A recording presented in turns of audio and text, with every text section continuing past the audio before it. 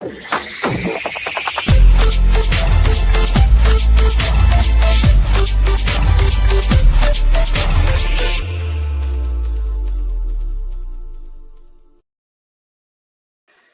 evening and welcome to the Ireland Live for Wednesday, the 14th of the 1st, 14th of January 2026. My name is Paul Fitzsimons. I'll be joined now in a few minutes by Orla Donoghue.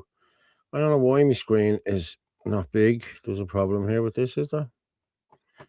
Don't know why that's happening like that. Oh, there we go. Full screen. There you go. But yeah, we've a lot to talk about. And the first thing I'd really want to talk about is Enoch Burke.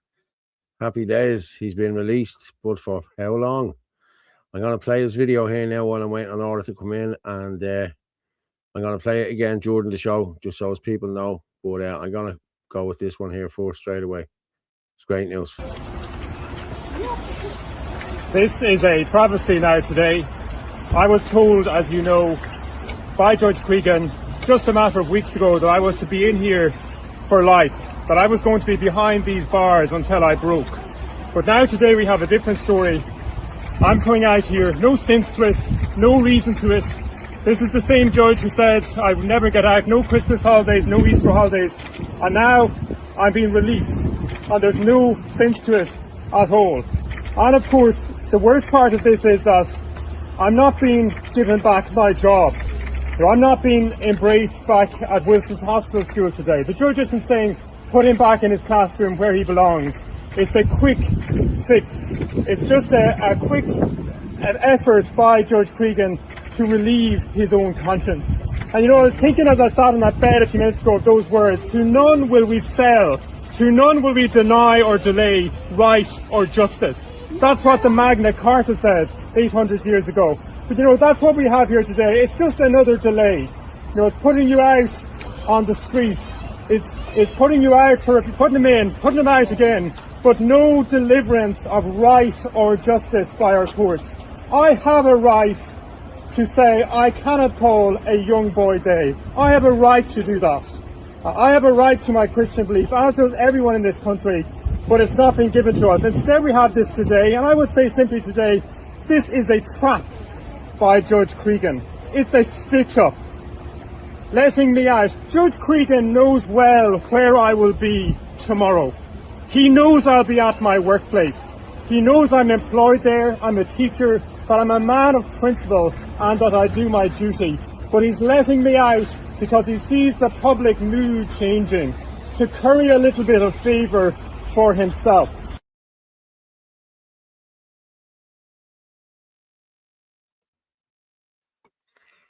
Hello, Orla. How are you? Well, how are you? I'm good. That's great news for Enoch Burke, but we all know this is just bullshit. He'll be back in tomorrow evening. And I'm being honest, people, if anyone is off work tomorrow I'm in court tomorrow, the Coolock case is tomorrow, 10 o'clock. If anyone can go in there, please do as well to show us a bit of support, because the costs, we'll be seeing what the costs are tomorrow, or are there costs against us, or have we won costs or whatever. We don't know anything. But yeah, if you're not doing anything tomorrow, lads, down to Wilson School, show that man a bit of support. That's where I'd be tomorrow if I hadn't got to be in the courts. But speaking of the courts, there was a tweet put out, or something put out yesterday, that there was costs of 2.8 million. I don't know whether you've seen that or not, but somebody put it out, and then a few of the lads jumped on it. But I'll be honest with you, I was a bit taken aback. I was a bit sickened with the laughing emojis, like, you know, oh, people are going to lose businesses, people are going to lose houses. Like, at the end of the day, these people took this on, you know, for the people of Coolock. You know, the sort of way to stop this here. You know what I mean? Now, I don't care who you fell out with or any of that shit. Like, you know what I mean? Like, laughing emojis, lads, come on, it's not nice. You know what I mean? These people could lose a lot. You know what I mean? They could lose a lot. So I don't think it's in any way funny. But please God, I'm going to be honest, I was in the court Monday and I thought it went very well. I thought the judge was good on both sides. You know what I mean? He gave us a bit of leeway and he gave them a bit of leeway. And so I'm very optimistic. I really am very optimistic. I said it yesterday. I said it to a couple of lads I was talking to. I said I'm very optimistic. But as soon as this is over, then there'll be a report done and the report will be put out, and that'll be the end of it then, as far as I'm concerned. So yeah. And is it going back to court again? No, this is it. Tomorrow is the last day.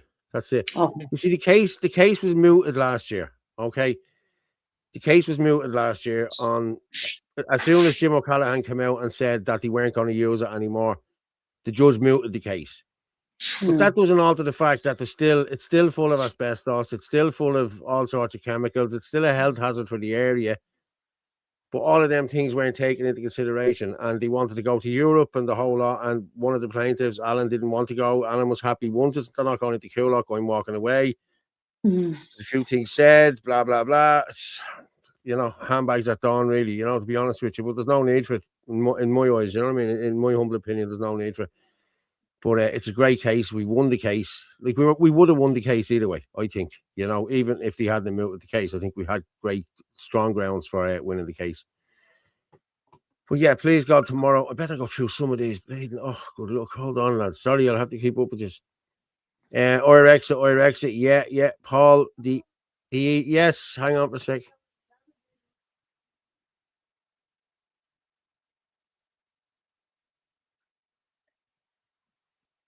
My man has a problem with our television.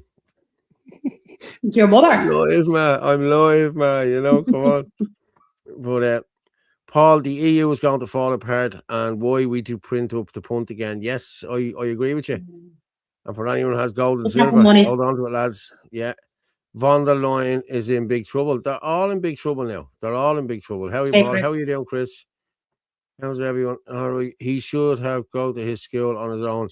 He shouldn't have to go to his school on his own. I agree with you. And as I said, if I wasn't in the court in the morning, I would be down there standing with Enoch Burke. So anyone who's listening, we're up to 300 there now listening. You know what I mean? Anyone who's listening or anyone in that area, could they only give him a dig out?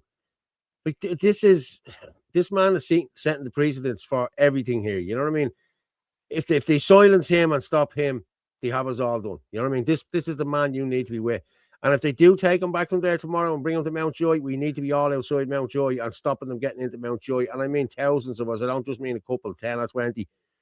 The same lads are there all the time, every day in, day out. They're all there, the same lads. We need to be getting other people involved, and we need to be really stopping these. If they come in there with him tomorrow night or Monday or Friday morning, that street needs to be blocked. They don't get into Mountjoy. End of story.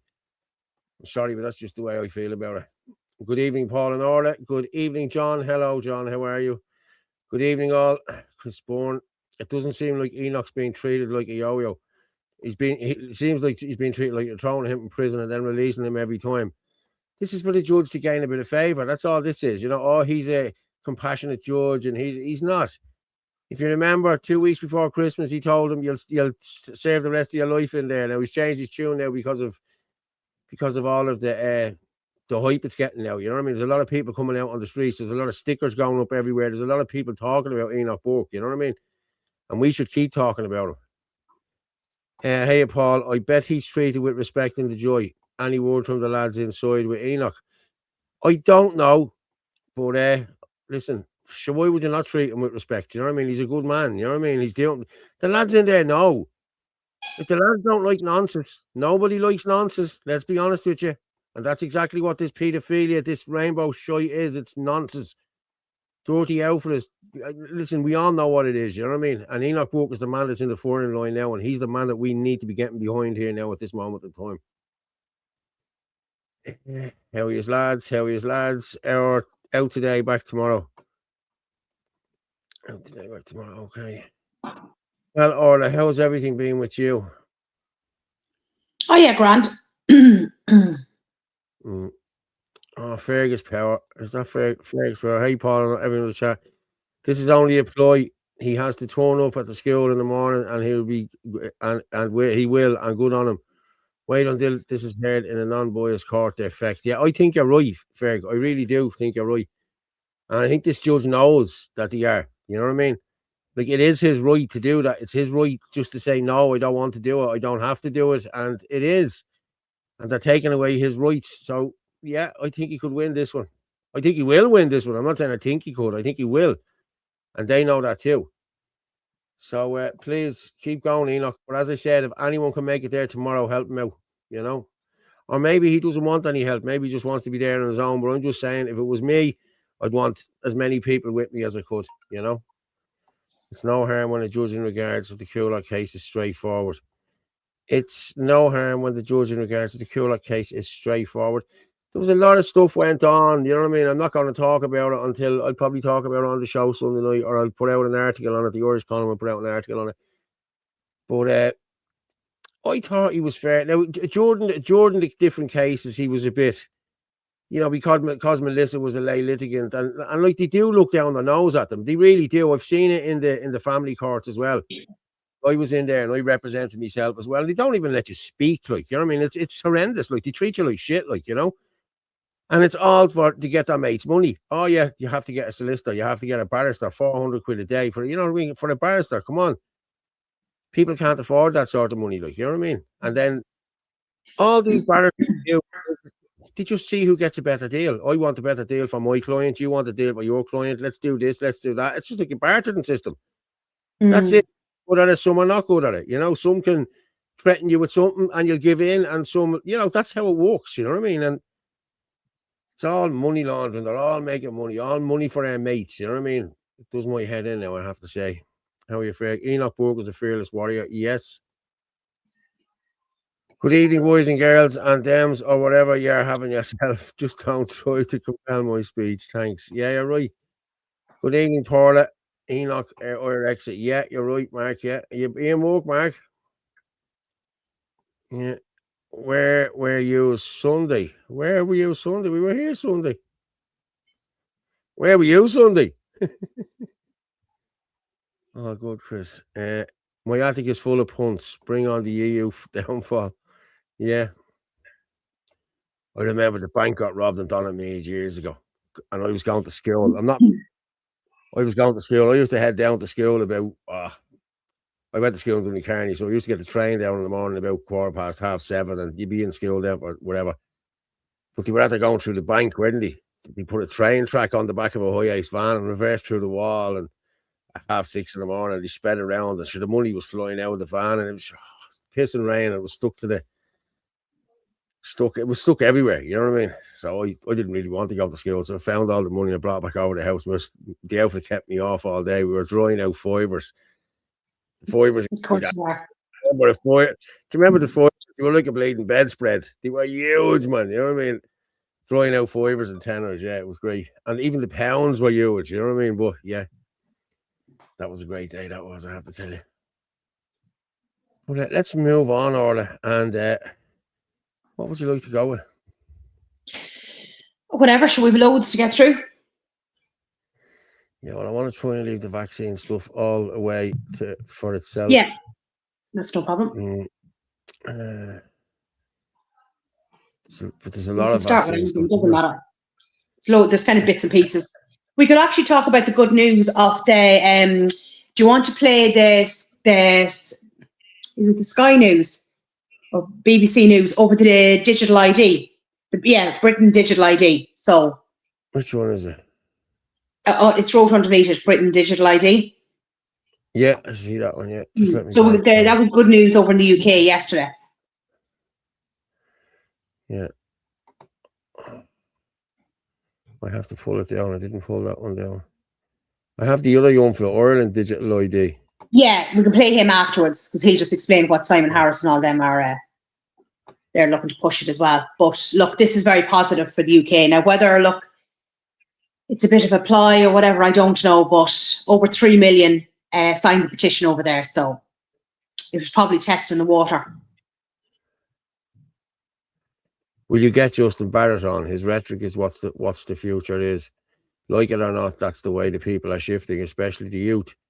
Look at Steve Laws. He destroyed Robinson. It's coming. Yeah, probably, you know. But I've no... Jeez, I've good time for Justin, you know what I mean? I've no problem with Justin. You know.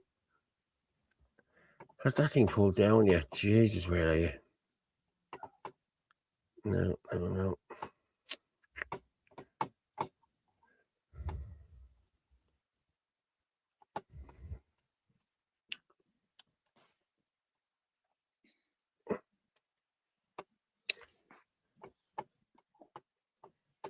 Let Let me just see where it is.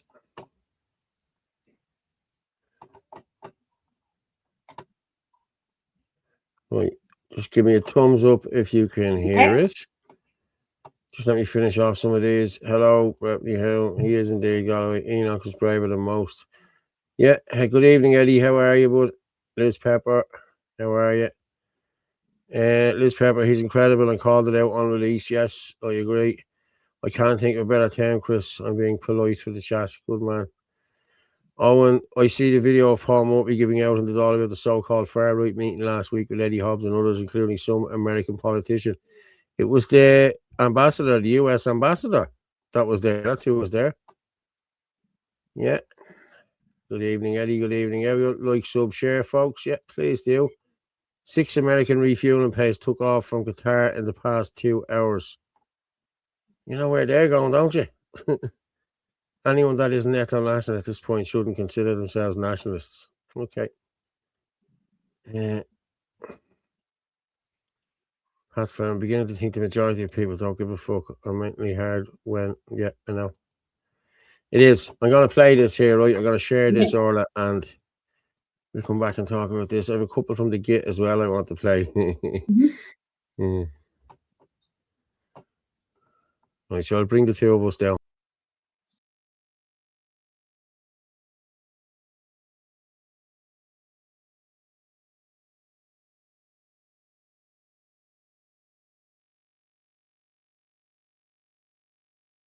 Some other breaking news tonight, and this is from Westminster involving the UK government and their plans for digital ID cards. John Craig, our chief political correspondent, is with us. John, I remember not that long ago, sat on this very chair announcing that the government are going to bring in digital ID cards, mandatory for all workers.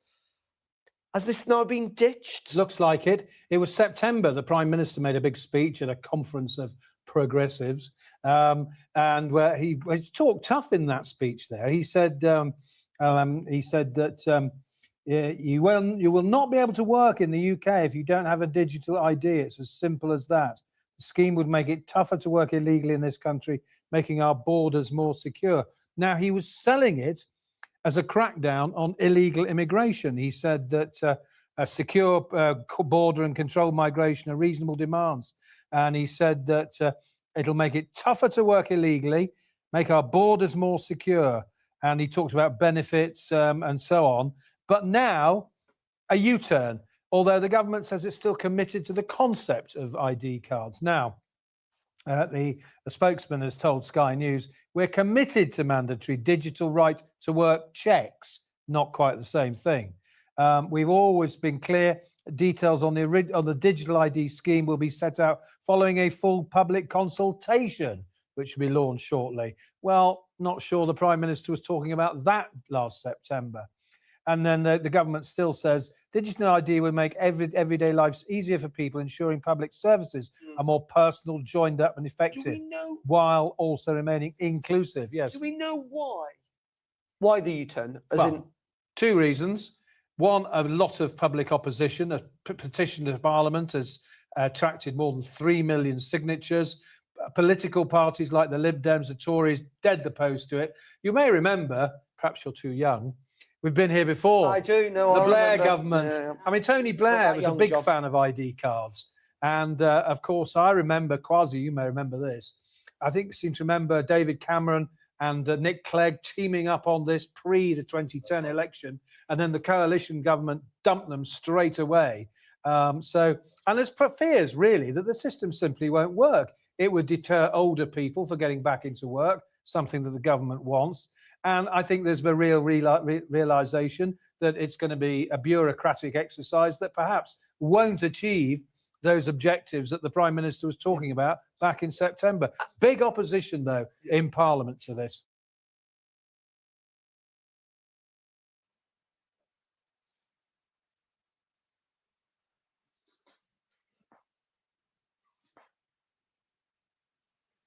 You're muted. I'm just saying they did try to bring this in all them years ago in the UK. You know what I mean? 3 different prime ministers, like, you know what I mean? Well, they didn't get their way this time either. But again, this is down to the people standing up, and they need to keep doing that. More people, we say the same thing over and over again. The more they stand up and say no, that stops all this. Mm. We can't make people do things, but we just need enough to stand up and say no. Yeah, exactly. I see Mary Lou's sister and brother work for a pharmaceutical company that supply trans drugs for children. Yes. English lads are headed to the French beaches to stop the invasion. Danny Tomo and 10 lads have been banned from entering for life by top heads in France for exposing the NGO network. Yeah, I've been following them lads. Have they been stopped? Yeah, they're not allowed in there now anymore, you know. Bastards. I want digital ID. Marina Grant, yeah, fair play to Marina. Smoke and mirrors. It's been like that for a while, mate. Aren't there a lot of U-turns? Why? What did you say about US ambassador? There's something big going on, some scandal unfolding. Yeah, No. well, See, it's because as well that they're bringing out more and more ridiculous rules and laws that more people are waking up. You have Patrick's Day coming up as well, and I can guarantee you, Micheál Martin's not going because he's going to China, apparently. Of course he is. Because he hasn't been invited. He is, but that's where he's going back to, I think, for Patrick's Day. Yeah, maybe he'll stay there. I always said this is the time to close the borders. In Pennies today, they had all the cash paying tills on. They had only one on for months. Yeah. Oh, very good. That's good. It's about time. Yeah. Den of thieves and snakes. Yeah, yeah. Right, let's go with there. This young fella, the digital ID. Yeah. And we'll see. Let's go with him. I hope everybody had a great Christmas and is looking forward to the new year.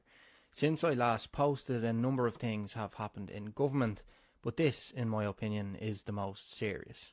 Before that, I just wanted to let people know that somebody has impersonated my account and is messaging people looking for money. If they get in touch with you, make sure to block the account and report it.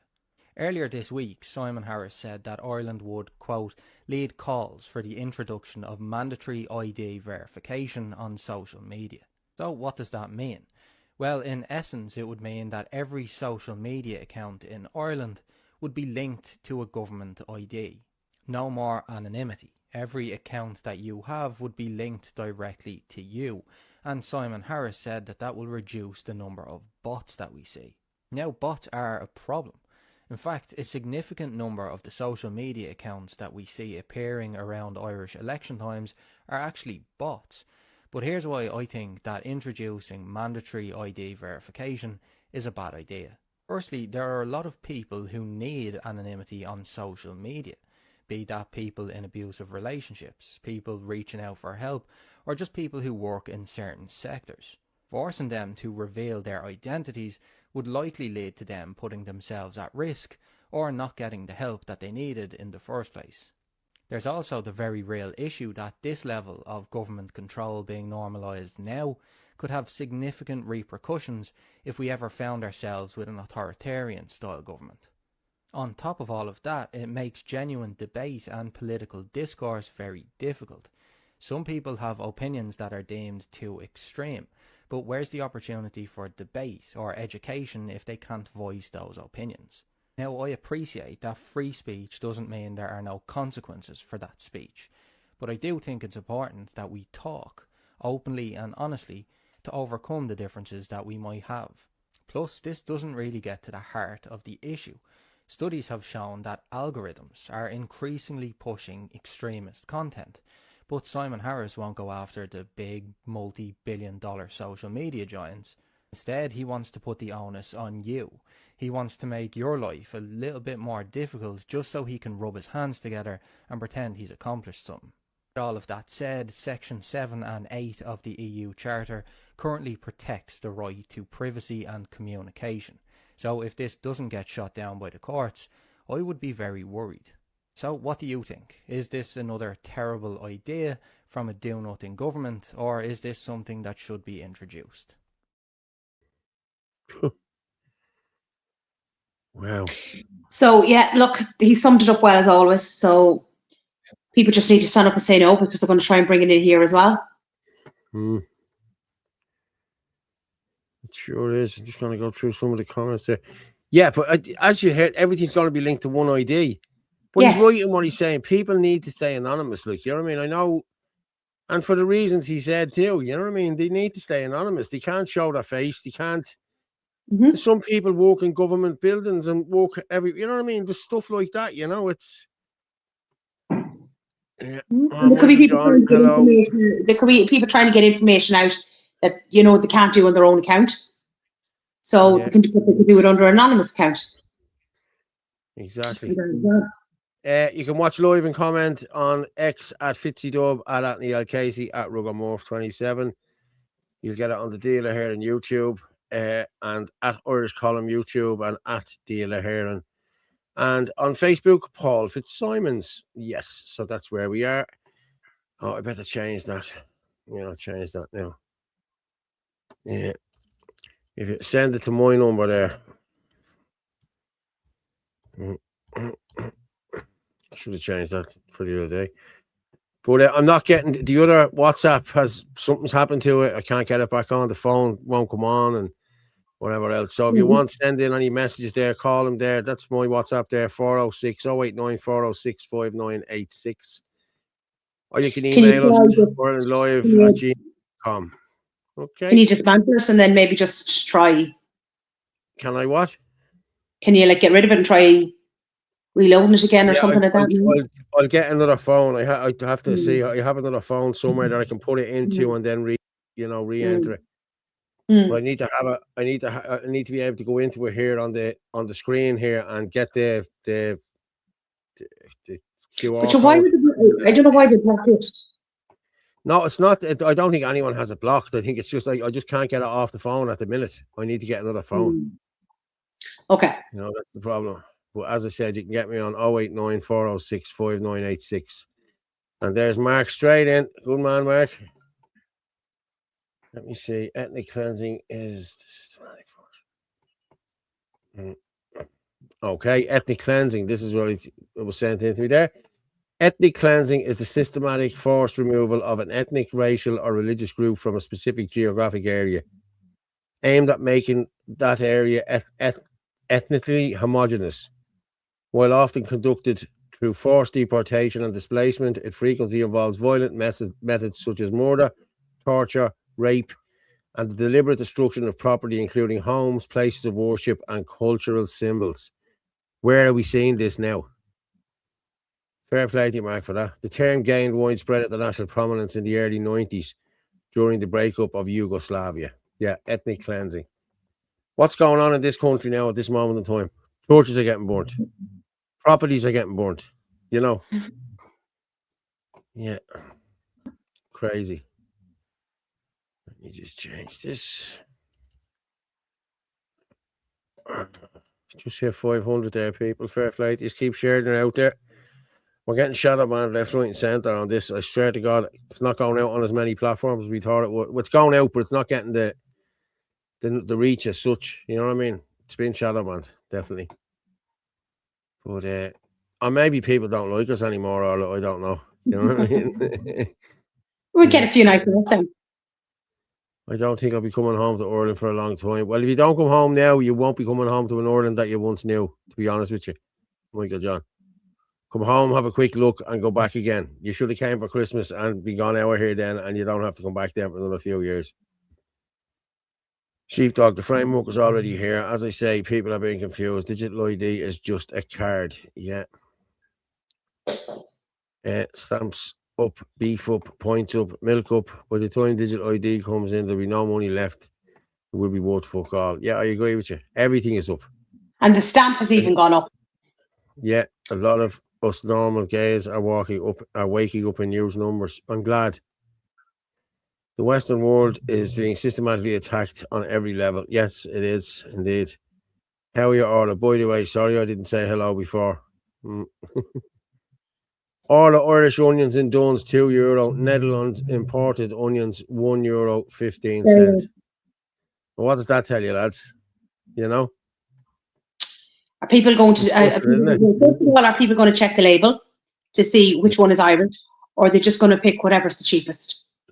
Yeah. Imagine the imported stuff, is actually cheaper. And as I said in Duns, that day I was in 8 trays and only 2 of them were Irish. Yeah. But look at that. That's 85 cents cheaper. You know, that's an awful lot of money. You know, cheaper. It's an awful lot of money. It's nearly 50% cheaper. You know what I mean? Mhm. What? And that's the imported stuff. Yeah. Like usually imported stuff is dearer than the stuff you buy here. Well, like if you go to fucking Spain and you buy San Miguel or whatever you buy, and that's the local beer, it's only 1.30 a pint. But if you want the Guinness, it's £6. You know, it's the same with the rashers and sausages. If you're away in Lanzarote and you want Irish rashers and sausages, you pay for them, like, you know what I mean? Yeah, I went that last night for the first time in a while. Pint is now 50 cents dearer and going up again. Jesus, lads, it's crazy. Yeah, it's disgusting. Mm-hmm. Put you on truth. What's that? Yeah. Better to upset people with the truth than please them with lies. I agree with you. Orla, I was hoping to see you on that loan. I've 12 lovely Bulmers for you. I was down here trying to put and everything. I was talking to him on Friday and he was going to get you cans to bring down. I said, she's not going. No, she's not going. Yeah. Paul, give Michael John a kiss if he come home then. There you go, Michael John. But the jobs market is cooked, especially if disabled. Yes. Paul and Orla, good evening. We're not going to vote out of this mess. I don't think so either. We can try, but we can try. They are forcing families to the chopper, is it? Chopper, I'd say. Yeah. Well, families on a budget, more than likely, probably what they're going to do is they're going to pick up the cheaper onions and put them in the basket. Of course they are. Mm-hmm. What do I think of this? Hold on now, everything. Something about McGregor. I don't know. Let me just copy and paste this and let's see. So in here. I don't know what it is. Let me just have a look. Someone just sent it in to me there. I'm just gonna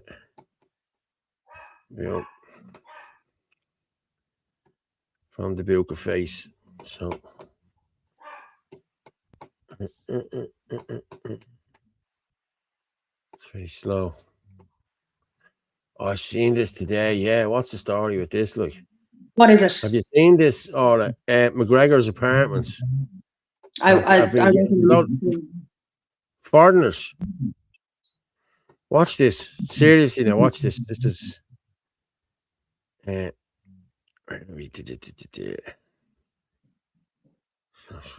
share screen. Yeah, these are McGregor's apartments that he done for the Irish people, apparently. But give me a thumbs up if you can hear this, yeah? Conor McGregor's new apartment, right? There's all the people moving in there. What's this now? He says it's for the Irish people, right? There's his new apartment, right? What's this? Look.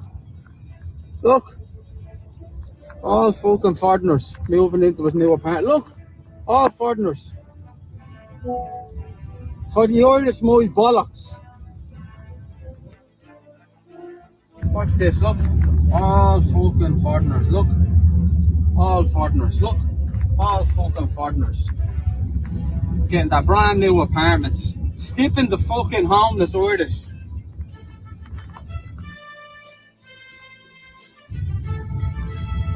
For the Irish, my bollocks. Watch this. Conor McGregor. That's mad, isn't it? Right, these are apartments owned by Conor McGregor, right? McGregor built them. Conor McGregor built them, yeah, yes. And he put up in the caption when he was building them. When he was building them for Ireland, I'd say they were given to some housing scheme. I'd say they'd been given to Clewid or one of them. I mean, he's responsible. But I mean, if he didn't want anybody else in, all he had to do was, whoever the management crowd are, all he had to say was, just make sure that they're Irish coming in.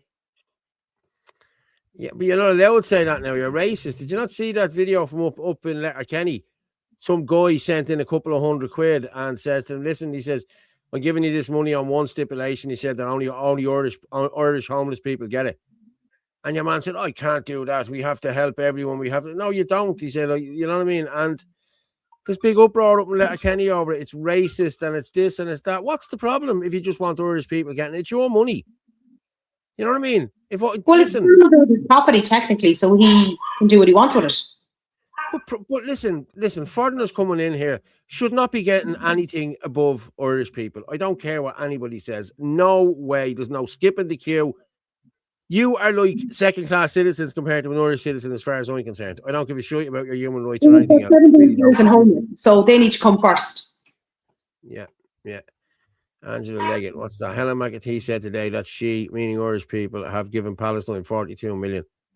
Oh, yes. 42 million. You know what I mean? As Gavin Pepper said in the interview, we have, children who can't get scoliosis operations and everything else. Oh, yeah, actually, that was from earlier on. Ken O'Flynn actually put a post up at it. Ireland will have sent 144 million to Gaza and the West Bank by the end of 2026. This is serious public money. Compassion does not remove the duty of scrutiny. Aid must reach civilians, not disappear into, let's say, the pockets of the NGOs with weak oversight. And then he's just saying that how he has tabled questions and all that. But again, who signed off on this? 42 million. We can't get the hospital finished, the children's hospital. The children waiting on scoliosis appointments. There's loads of other people waiting on assessments and everything else. We have a housing crisis. We have a homeless crisis. We have every other crisis going. But yet they're giving over another 42 million. It's absolute madness.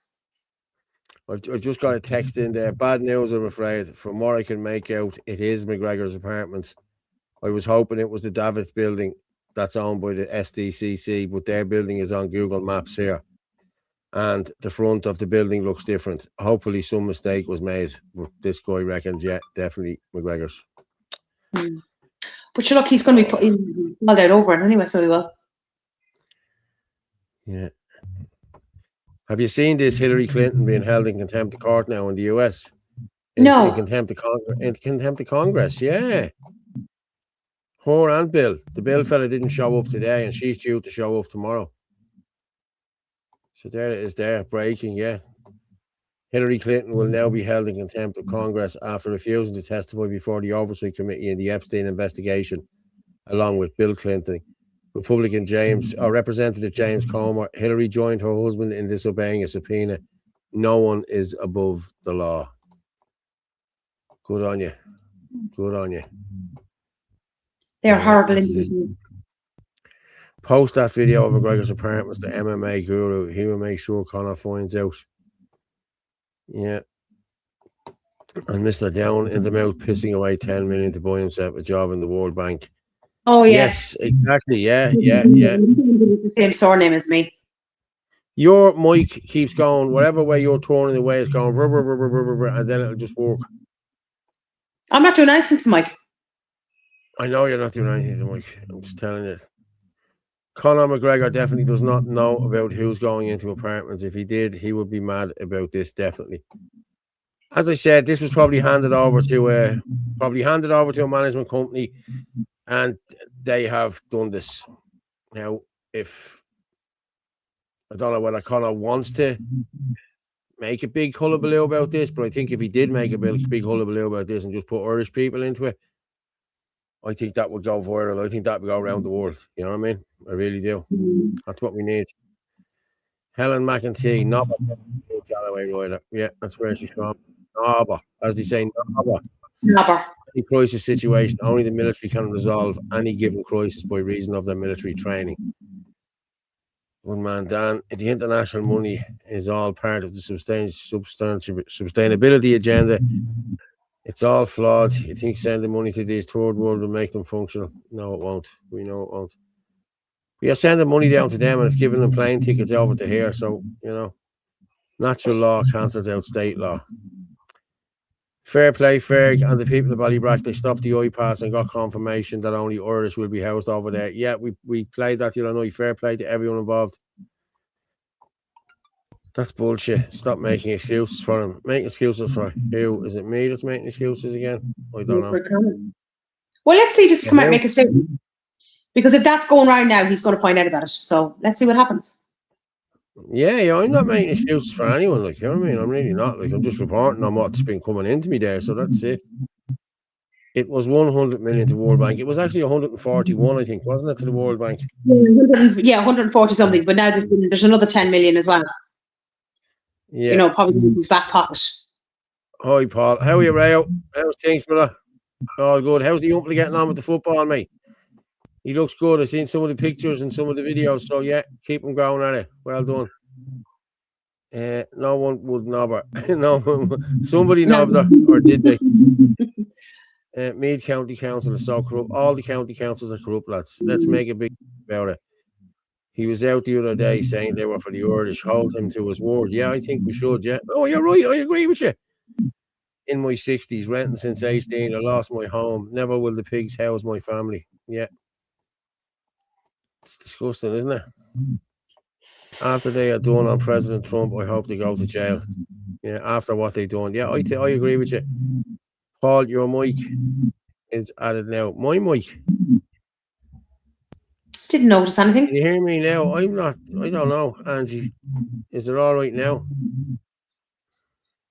Alcohol going up 20 a point, and they don't want pubs, fishermen, or farmers. Or small local businesses. Yeah. Hi, something wrong with the sound, or there's something going on with the sound here, or To me. you seem to be all right. It's just me. Hold on, I'll tell you what we'll do. We'll put on another video while we're here. I'm going to go with the GIT, the Irish GIT. Racism is everywhere. Racism is rampant in Ireland. It's everywhere, even when it's not. A young woman who went back into her burning home after an arson attack to rescue her younger brothers and sister last week has said the family has lost everything and are now homeless. And of course RTE have comments turned off. Amanda Uwasi, who is studying a Masters in DCU, said the family does not know why a petrol bomb was thrown into the home in Dublin on 30th of December, but suspect the attack could have been racially motivated. Gardaí believe the attack is a case of mistaken identity, and the family acknowledged that certain criminals who live in the area could have been the target. So Gardaí believe it was a case of mistaken identity, and it was. There's two feuding families in the area, and one of them got the wrong address. Yet Uga Woogie or Uga Wasi or Amanda doesn't know why. Is aware that criminals live in the area, is aware that Gardaí have said it's a case of mistaken identity, yet cannot figure out why a petrol bomb was thrown into her house, and thinks it was racially motivated. And she's studying a Masters. In what? It's definitely not in figuring out the obvious.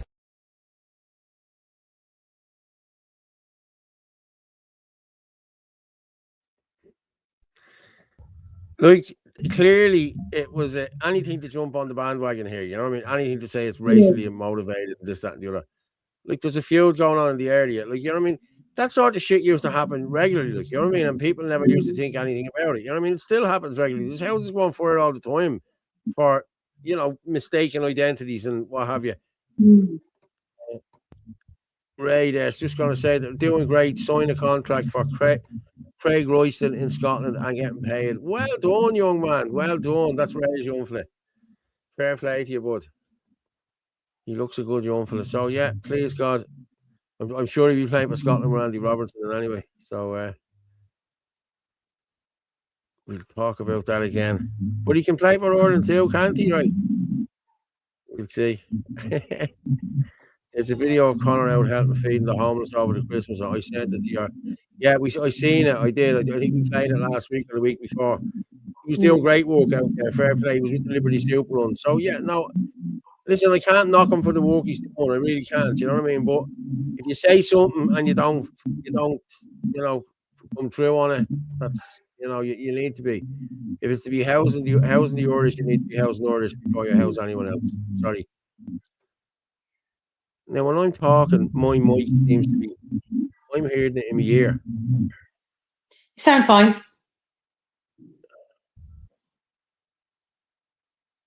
Yeah, I sound all right, do I? Okay.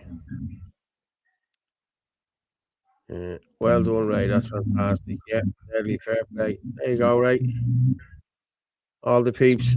I'm giving you a big, yeah, Ireland and Scotland, not Liverpool, Paul. Well, you're a man, Craig. You know what I mean? You're a Man U supporter, so he's going to have to be. Who does he support in Scotland, right? Hearts, is it? Motherwell. It's still there, Paul, but I live with it. Carry on, Paul. Thanks, Galloway. I can hear it in my ear. I don't know what it is. It's like a when I'm talking. I can hear it in this ear, yeah. Let me check the mics here. Audio.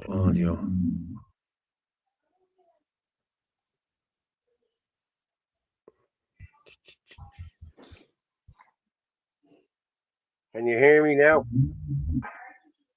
Yeah. Yeah, I'm still getting it in my ear. You've gone down a bit.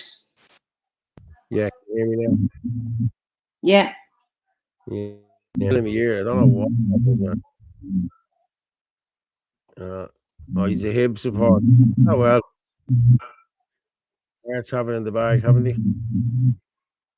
Right, tell him to sign for Everton, the Catholic side of Liverpool. That child won't be coming near Liverpool, Mark. Trust me, Mark. He will be staying in either Manchester or up in Scotland. Yeah. Sound is still bad. That's mental. It's grand on YouTube. Yeah, but I can hear it in my ear. That's weird that I can hear it in my ear. Really weird. Right, hold on there. I just got something sent in to me.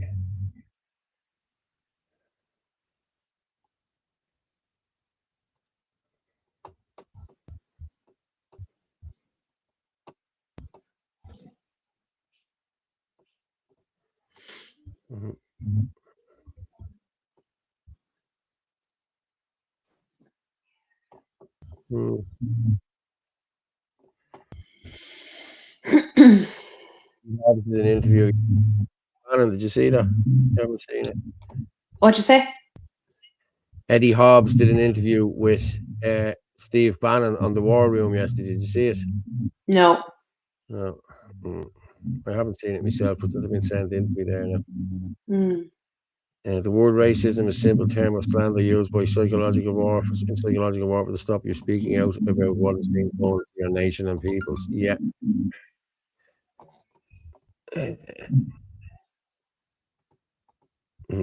Oh, I haven't seen this one. Let me just.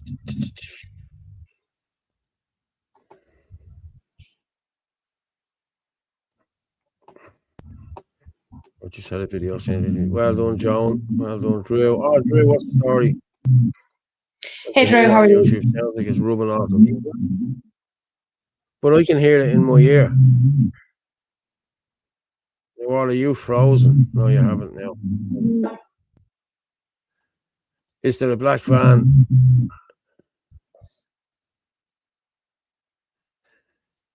Is there a black van parked outside your house, Paul? Yeah, I don't know. It's weird.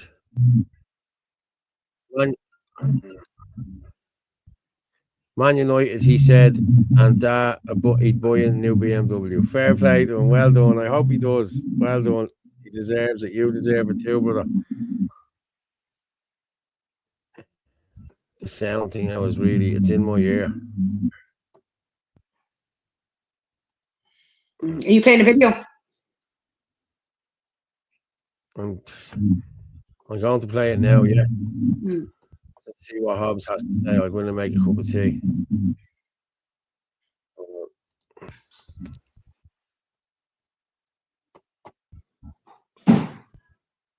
Just be a thumbs if you can hear it.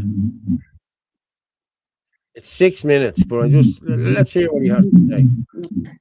Why do we not have a MAGA? You've got the MAGA movement in the United States is made up by a significant portion of hammered head mix like myself. In our beloved country of Ireland, why is there not a MAGA party? Why is there not a nationalist party? Why is Ireland, I think, where you've got a political class that kowtows to Davos and to Brussels more than even in France and England, and that's almost inconceivable in itself. But why, or I know you're working at, tell me the strides you're making, because Ireland's got to be free of the EU, sir.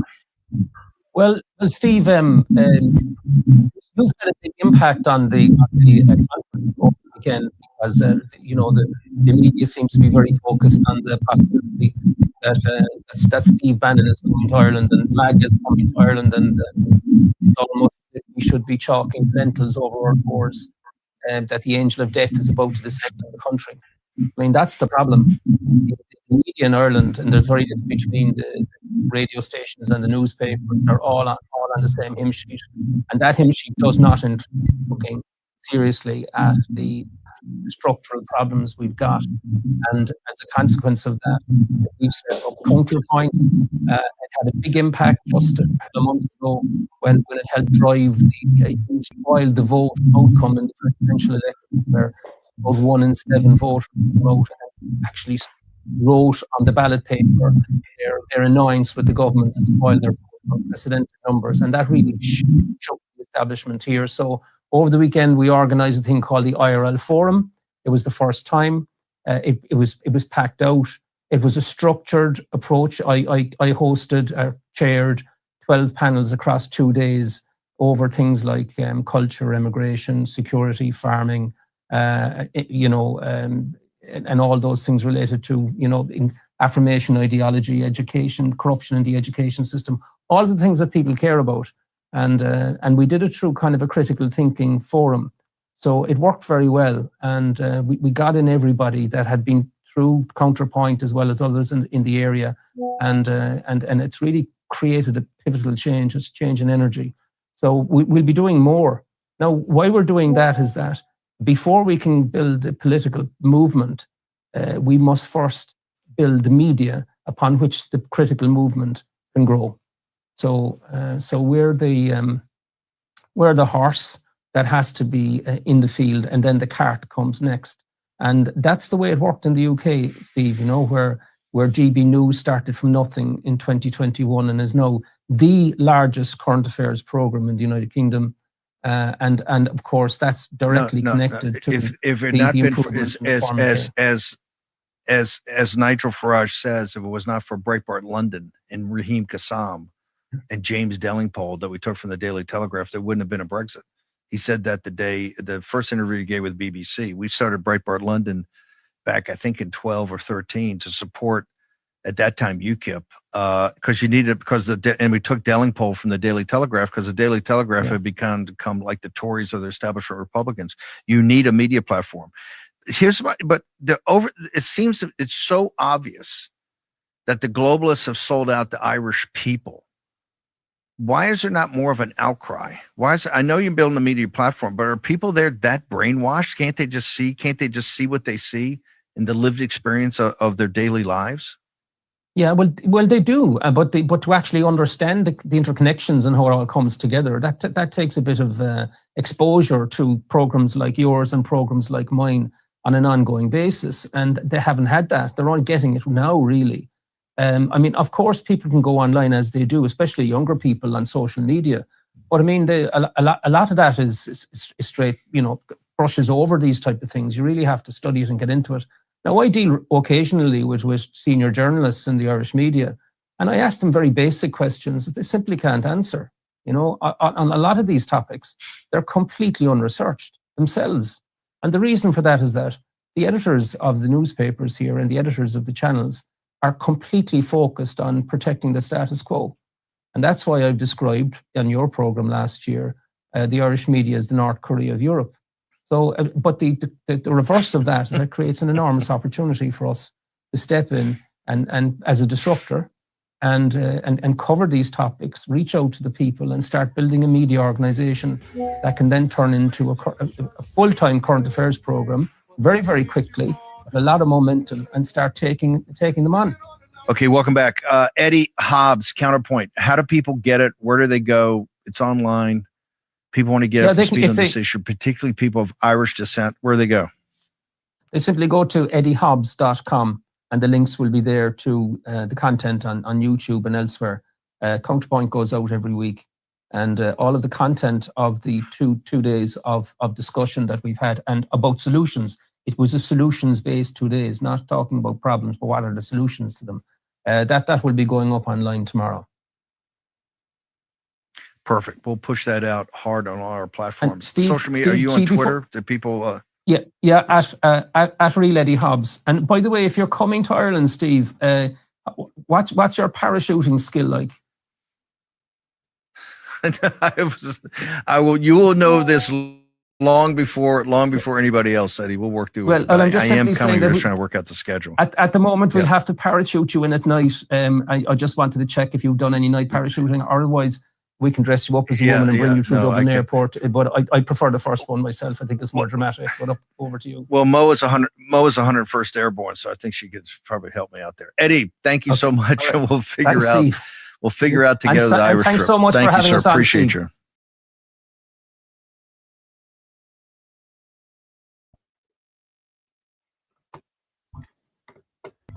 Now, Orla, that seems to be coming through your mic. If I turn you off, people aren't getting that. Now, hold on now. I'm turning off your mic now. I can't hear that. That's coming from you. That's what it is now, yeah? I knew there was a problem with your mic earlier. I remember I said you kept going. Yeah. Well, I don't know why, because I'm on the tablet, so it's not moving. Okay.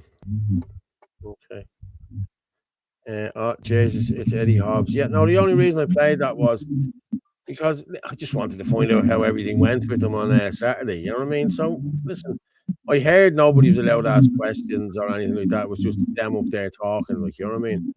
I heard there was a couple of 400 or something like that. So, listen, fair play to them. But if they, listen, I don't know. They don't always let them come in. And, you know, only certain people are allowed in, and the usual, like, you know.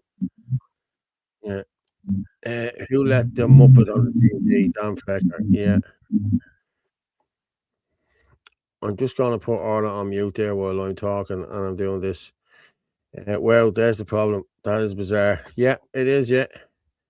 It's coming from you too, Paul. Is it still coming from me there now, even though I have Orla switched off, you know? I think he's going to do anything. I don't think so either. Paul, they're going to turn it into iPad Center, turning away vulnerable Irish mothers and children. Yeah, let me see this. Okay, hold on.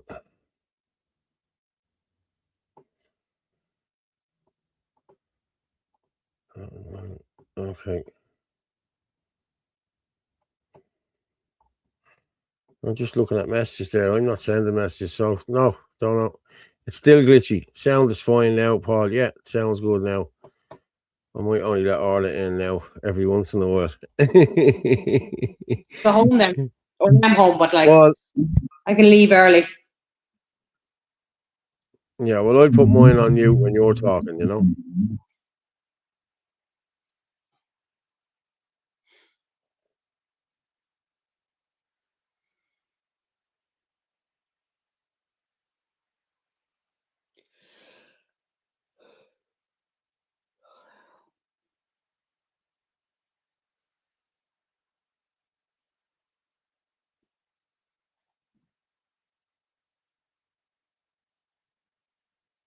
Do you want to put something up?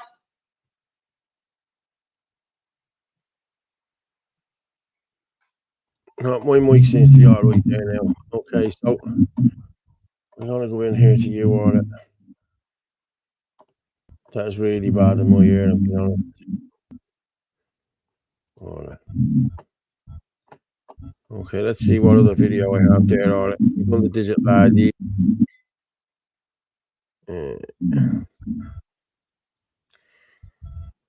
Health today.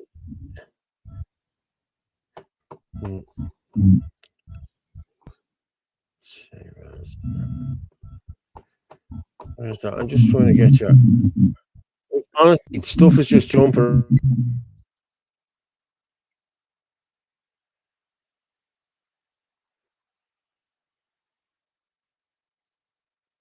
I'm going to your Carlo.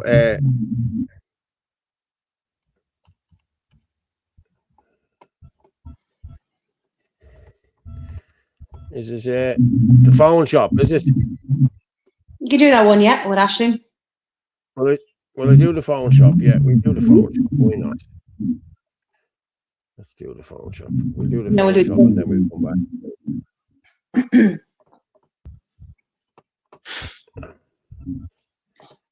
Right, all right, I'm going to throw this up here now. I just need to talk to the boys. The boys are sending me messages. Give me a thumbs up if you can hear the sound.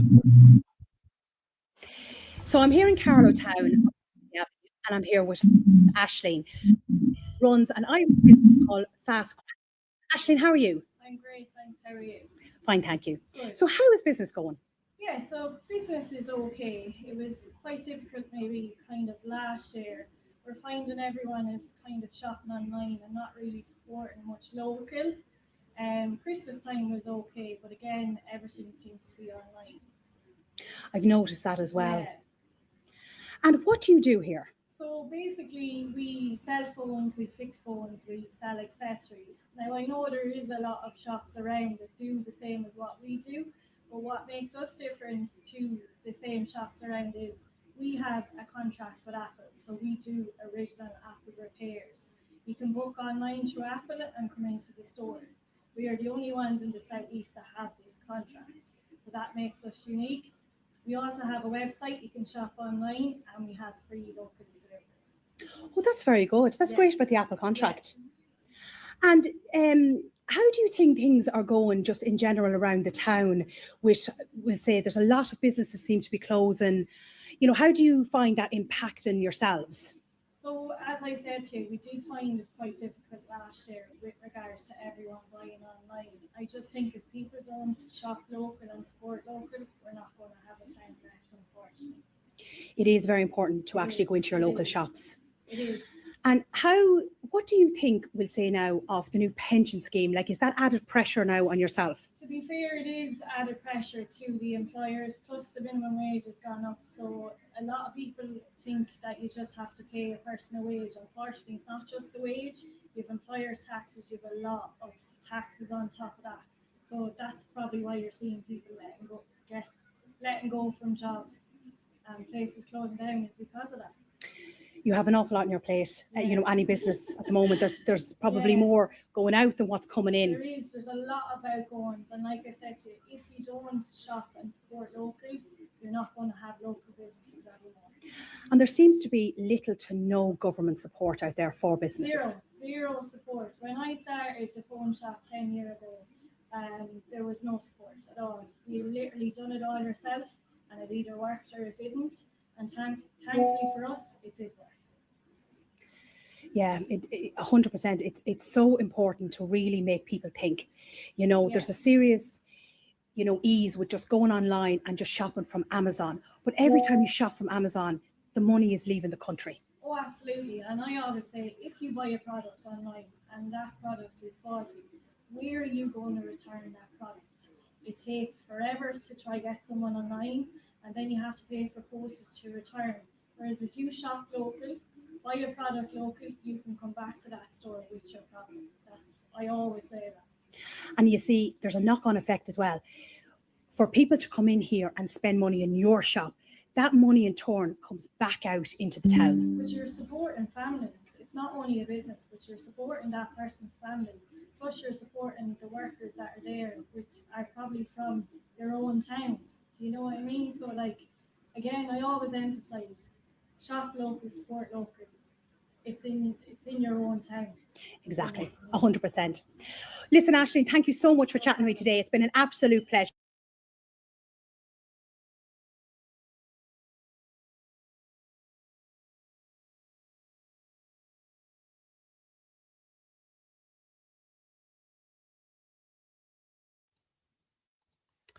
Is my mic on? So, what a great interview, I have to say. She was lovely. She was really, really nice. She was very nervous. She was like, I don't normally do interviews, but I'm able to get around a lot of people. But she's lovely. She also, so she owns, as I said, it's an Irish-owned phone shop, and they have an Apple contract, so that makes them stand out to the rest. But no, she was very honest about, you know, the challenges and people shopping, we'll say, like going to Amazon and all that sort of stuff. But she also owns a coffee container as well in the town called Drive Through Brew, which I did a video on there a few days ago. But I think it's very important to, she's lovely, actually. I think it's very important to hear from the business owners.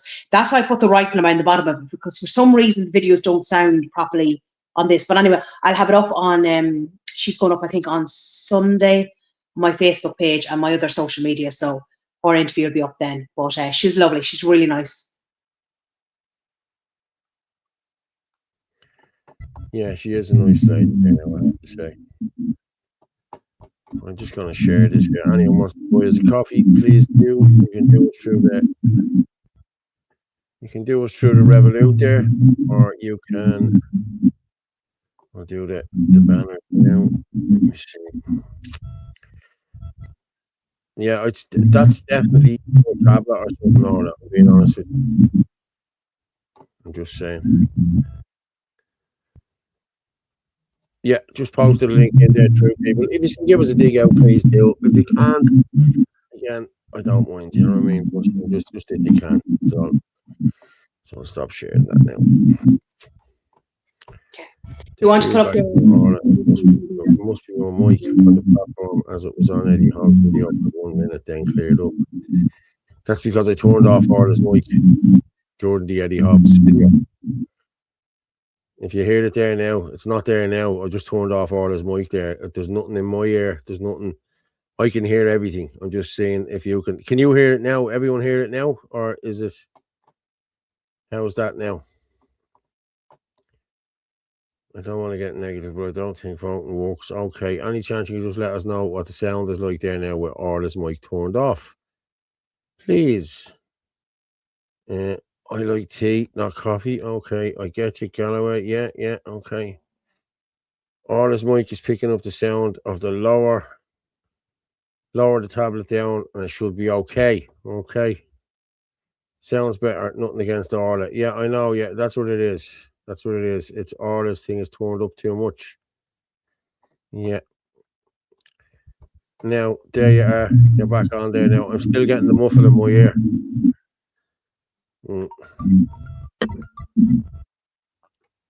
Right, do you want to play that Butcher's video? The Butcher's video, yes, I will play the Butcher's video.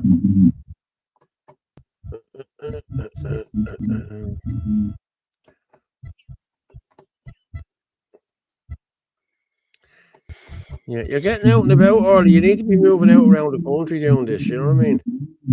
We need to get you a little jacket. I'm doing plenty. Or a little jacket and a BMW or something. Never mind the van. You need to be going around nuts, you know? Right, I'll play this.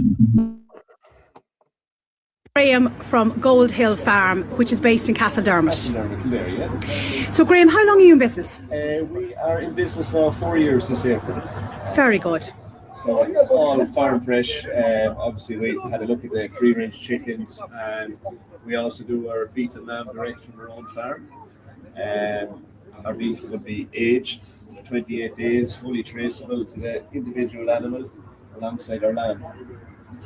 And I see, as you mentioned there, you have free-range chicken. Yeah, absolutely. And genuine free-range, free to roam. They do get out, they do pick and scratch like any animal should do. That's great to hear. It's reflected in the taste. And how are you finding business going these days? Business, I suppose Christmas is always going to be our busy time. January takes a bit of a dip, but we're very lucky that we have a consistent, steady flow of regular customers on a weekly basis. And I suppose the big thing for our business is word of mouth. Families bring families and like so. It's definitely a very much a local word of mouth environment here. And how did you feel yesterday about the news with the Mercosur deal? I suppose from my point of view, maybe I look at it as a positive in that people will have more confidence in going to their local butcher, being able to stand over the product in front of them.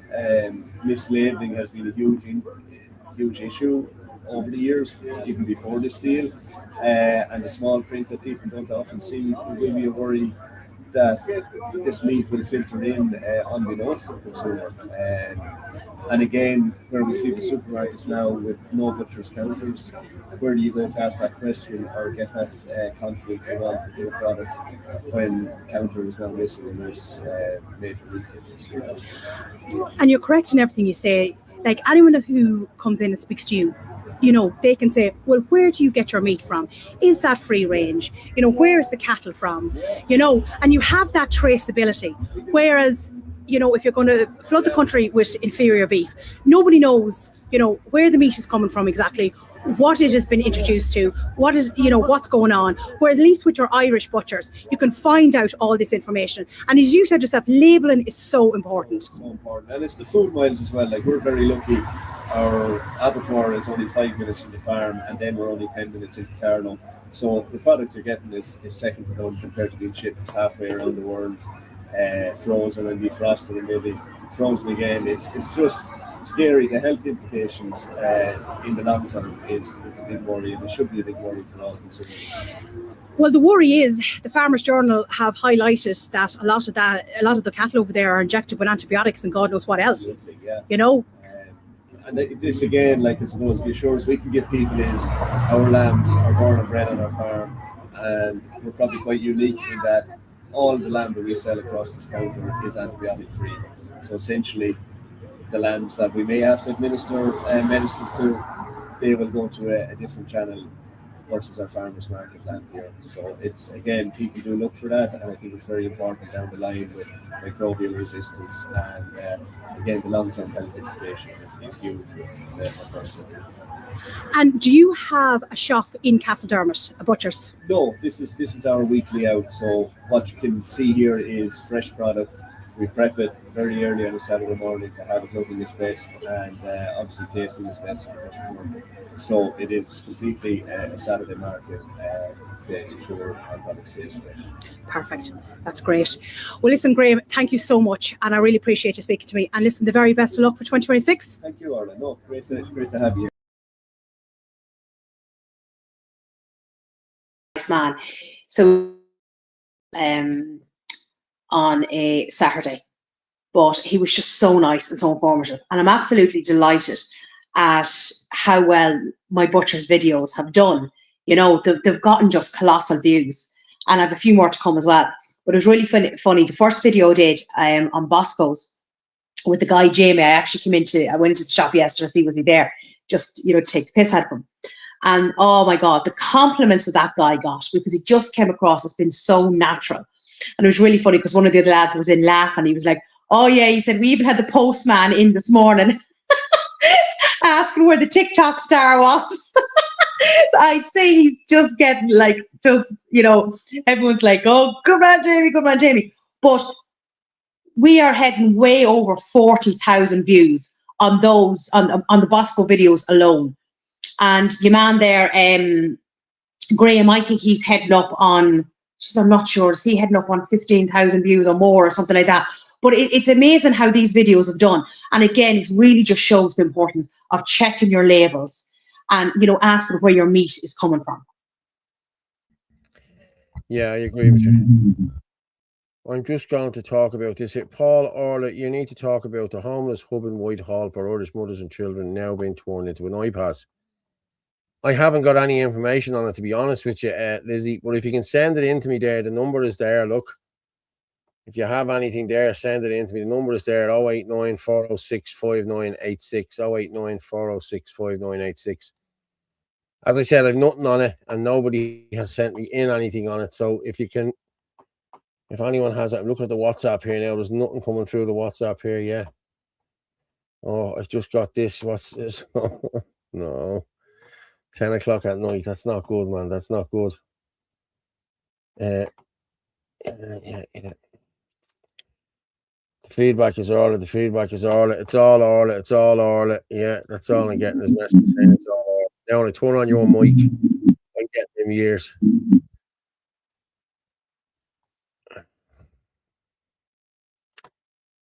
Yeah, I just need to. I just got a message in about the court case in the morning, and it's just that they're knocking me back there for a minute. So,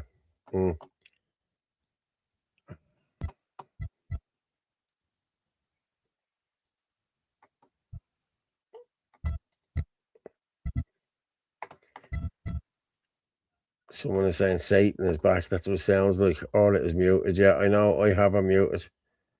Steady Eddie. Unmute her, you bleeding mad thing. There you go, Orla. You were great.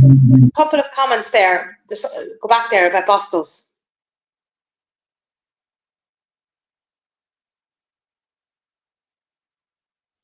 What one do you want?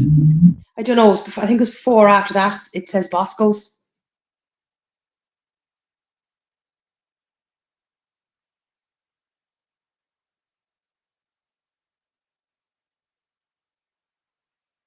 It just you flashed it up there a couple of seconds ago.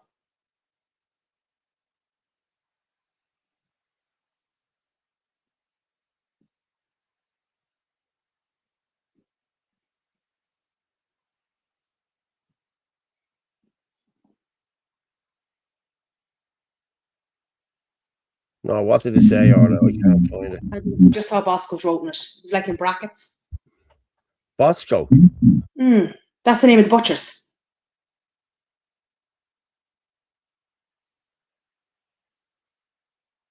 You literally just put it up there like a second ago.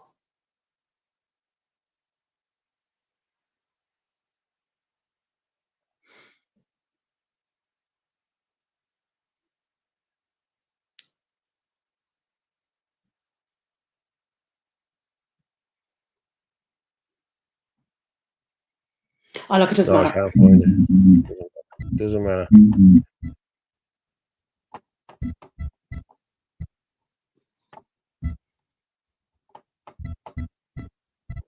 Right. Do you want to throw up another couple of those videos, and then we can start in on the, if you want to do the vaccines, then we'll try and finish up at 11 tonight. I have an interview in the morning, so. Lovely. For a job. For a job, is it? No. No, the Just an interview. Mm-hmm.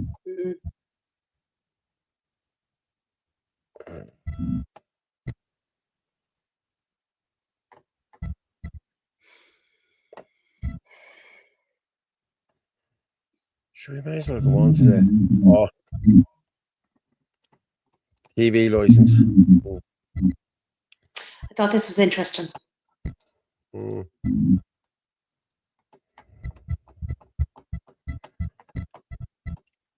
I'm just turning you off for a minute, Orla. No, I can't hear it there now. TV license revenue down by 29 million since scandals broke at RTE. Broadcaster sees continued slump in sales. Nobody wants. The number of payments is down by all of 19% on 2022 figures. More than 151 million was generated through TV license sales in 2022. And this fell to 122 million last year. So now they've been bailed out so many times and the whole lot. But I'll bring you in, Orla. But doesn't it show the drop of people not paying their license?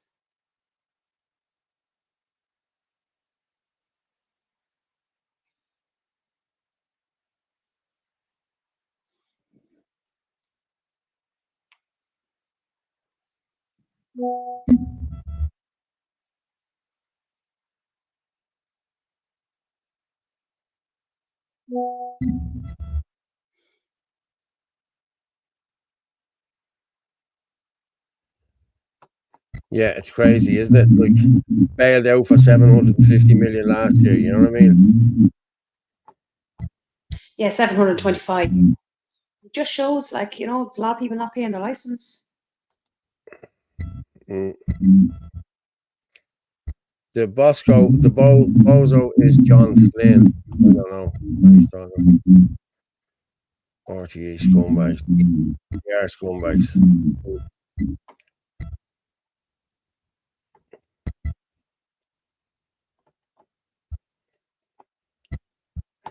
I'm going to put this up as well.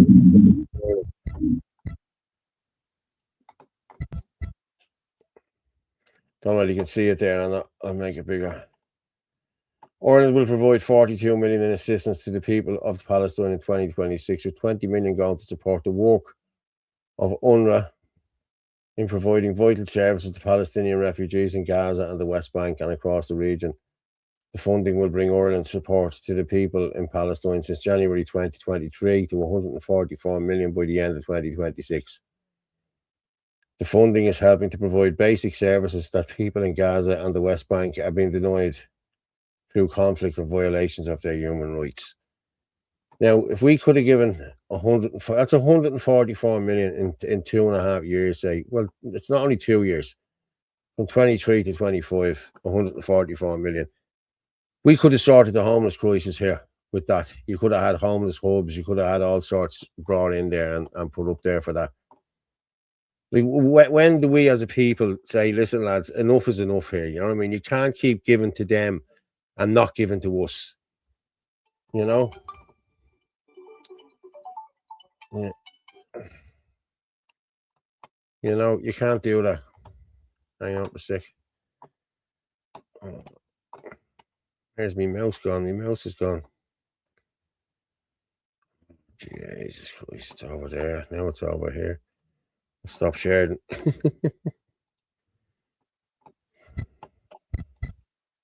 But that's some amount of money, isn't it? It's no surprise.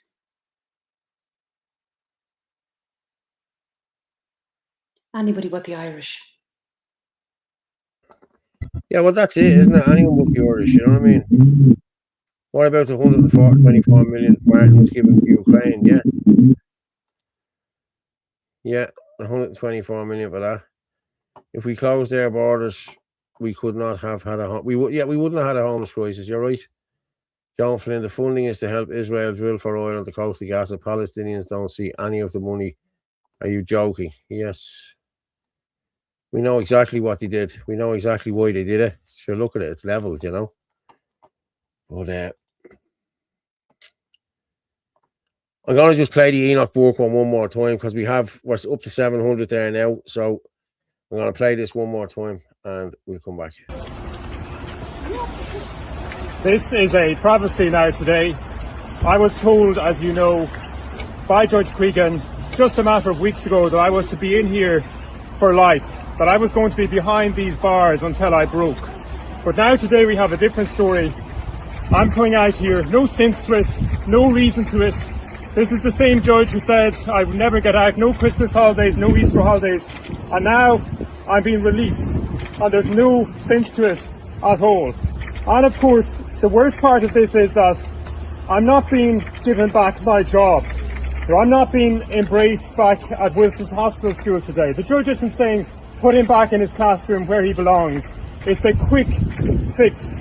It's just a quick effort by Judge Cregan to relieve his own conscience. And you know, I was thinking as I sat in that bed a few minutes ago of those words, to none will we sell, to none will we deny or delay right or justice. That's what the Magna Carta said 800 years ago. But you know, that's what we have here today. It's just another delay. You know, it's putting you out on the street. It's putting you out for putting them in, putting them out again, but no deliverance of right or justice by our courts. I have a right to say I cannot call a young boy gay. I have a right to do that. I have a right to my Christian belief, as does everyone in this country, but it's not been given to us. Instead we have this today, and I would say simply today, this is a trap by Judge Cregan. It's a stitch-up. Letting me out. Judge Cregan knows well where I will be tomorrow. He knows I'll be at my workplace. He knows I'm employed there, I'm a teacher, that I'm a man of principle and that I do my duty. But he's letting me out because he sees the public mood changing to curry a little bit of favour for himself.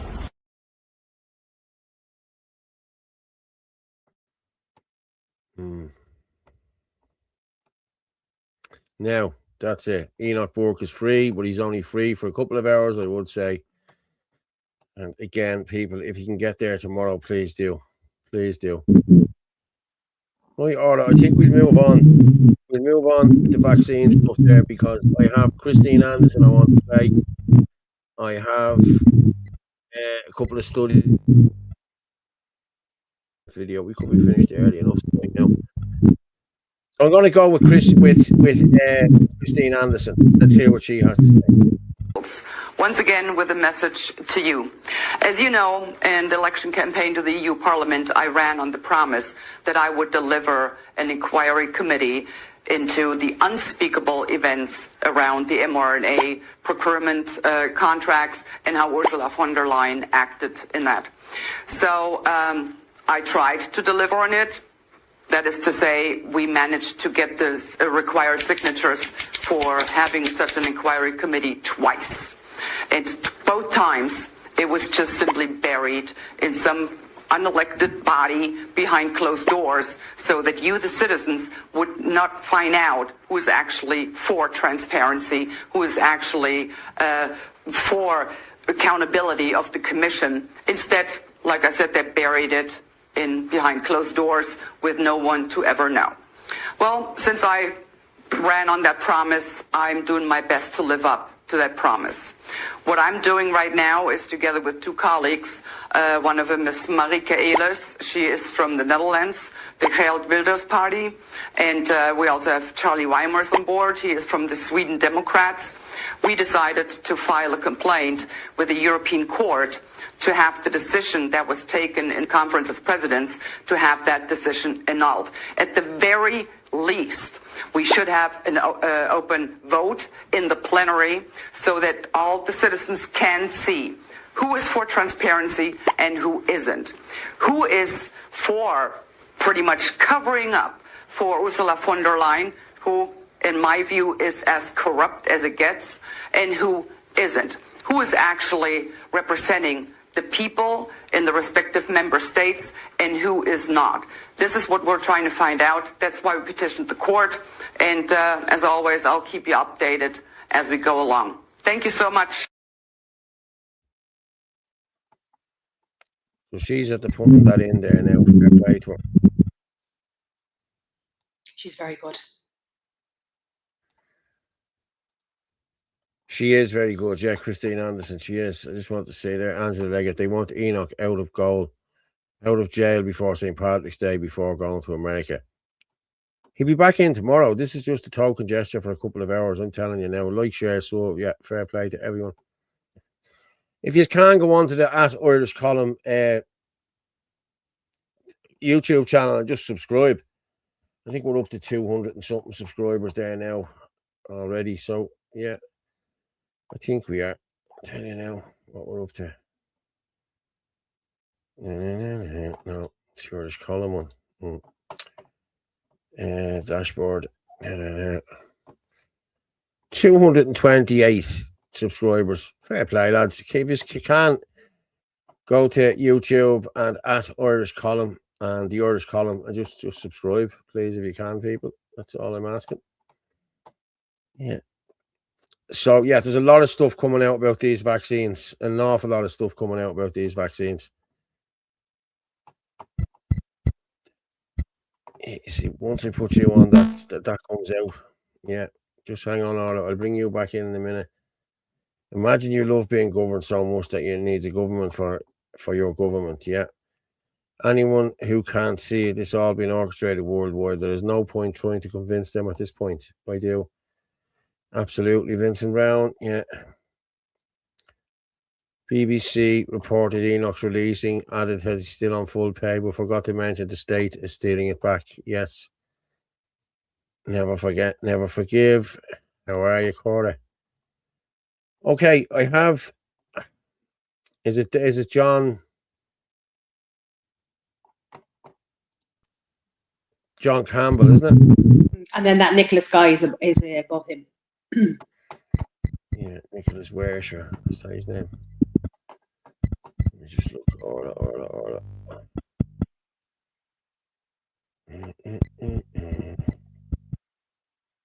Where are you? Jesus. Yeah, that's it there, isn't it? There's somebody I want to know. Yeah, I'll play this when I come back. All-cause mortality, Robert. What are these slides showing us?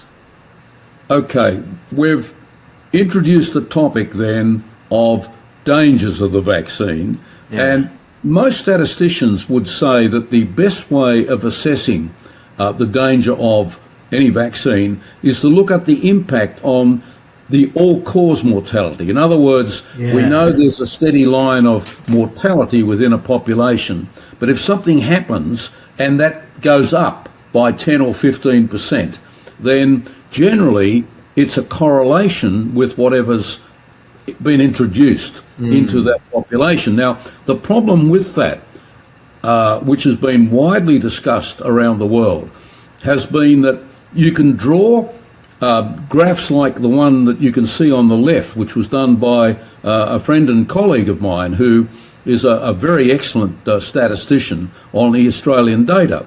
And you'll see that there is a grey area at the top. What you're looking at there is the increasing number of all-cause deaths from a baseline, which is what you would normally expect to see in a particular year. So we're looking over a period of time, over the time from 2021 to 2025. Yep. And you can see that there's a overall line, which underneath it a grey area, which has COVID deaths, and underneath that it says non-COVID deaths. So in other words, there is an increase in mortality because people are dying from COVID, but there's a more substantive, say nearly 2/3 of the increase in deaths cannot be accounted for by COVID itself. And you can see the dotted line, which puts the level of vaccines, messenger RNA vaccines, genetic vaccines given to that community, the Australian community. So you can see that the all-cause deaths are taking off as the vaccine rollout program begins. Now, the big problem has been that up till now you can only say that's an association. You can't prove that either the grey area, the grey area does represent the COVID deaths, but you can't say that the red area, the pink area, is caused by the vaccines because it's an association. Quite an extraordinary guy in Japan, if we move to the right-hand graph, a couple of months ago, looked at 21 million people in Japan, looking at those who've been vaccinated and those that hadn't, and looked at the mortality rate after vaccination in that 21 million. I had heard that he had 300 volunteers going through this database trying to sort it all out. Wow. Now, it's an amazing effort, but it is the first time that instead of just having a general increase in all-cause mortality with an association, here you're actually looking at the increase in mortality of people who were vaccinated. Now, the bottom line you can see is the all-cause mortality in the people who were not vaccinated with messenger RNA vaccines.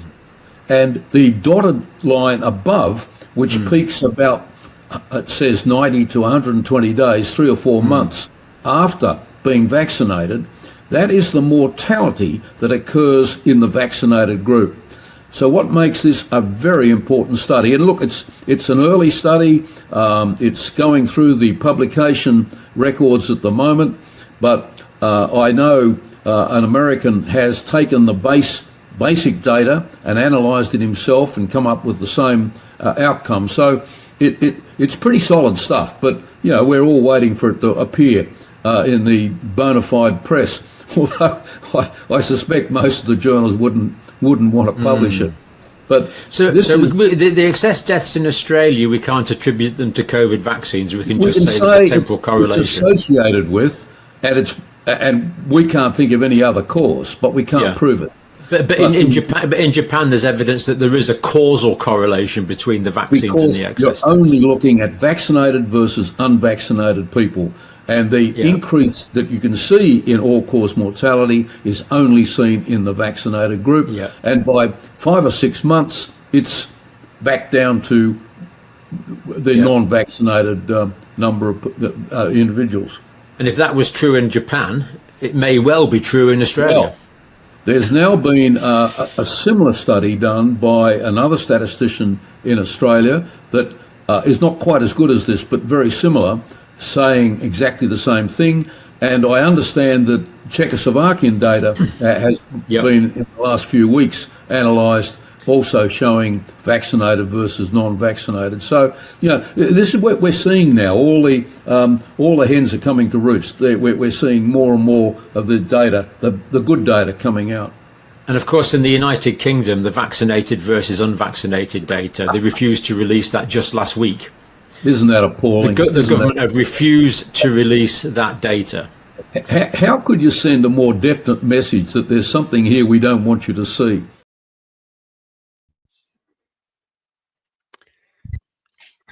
Well, someone's just saying there, Dr. Campbell was pushing the vaccine. He was pushing the vaccine, but he has came out since then, and he has been a strong advocate not to get the vaccine. So, yeah. He saw the dangers. He realised. Yeah. And at least he, is trying to warn now, But there's a lot of people who end up getting it and, regret it now. Well, I know. So Gavin regrets getting it. Gavin was pushing for it years ago because I'd seen the tweets and all that. But Gavin didn't know. He didn't know then what he knows now. Like, he hadn't met me. And people didn't know. You know what I mean? Okay, that's then. If you want to play Nicholas, I think that's it. I think that's it on that. Yeah. Nicholas Herschel, the new study. Yeah. I'll try that now when we come back.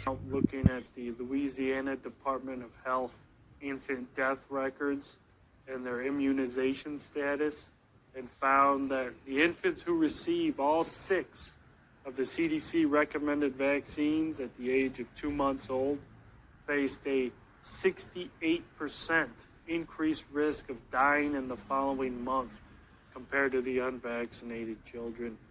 And females were hit the hardest. They faced a 112% higher odds of death in the following month compared to the unvaccinated. And combination vaccines incurred the highest risk of mortality in the following month. And this was all dose dependent, so infants who got 6 vaccines compared to 5 at 2 months old suffered higher risks of deaths. And so it appears that inoculating small developing infants with all of these toxic loads reaching their bloodstream and central nervous systems is not only unleashing chronic disease across all categories, but it is also increasing the odds of the infants dying. This is very worrisome, and it needs to be replicated immediately across all other states and their death records, and they need to match them with the immunization records. This cannot be ignored. This is very, very serious. Wow. It's really mental.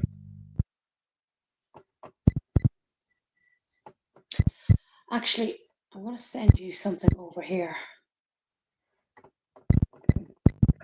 Conor McGregor and get rid of that.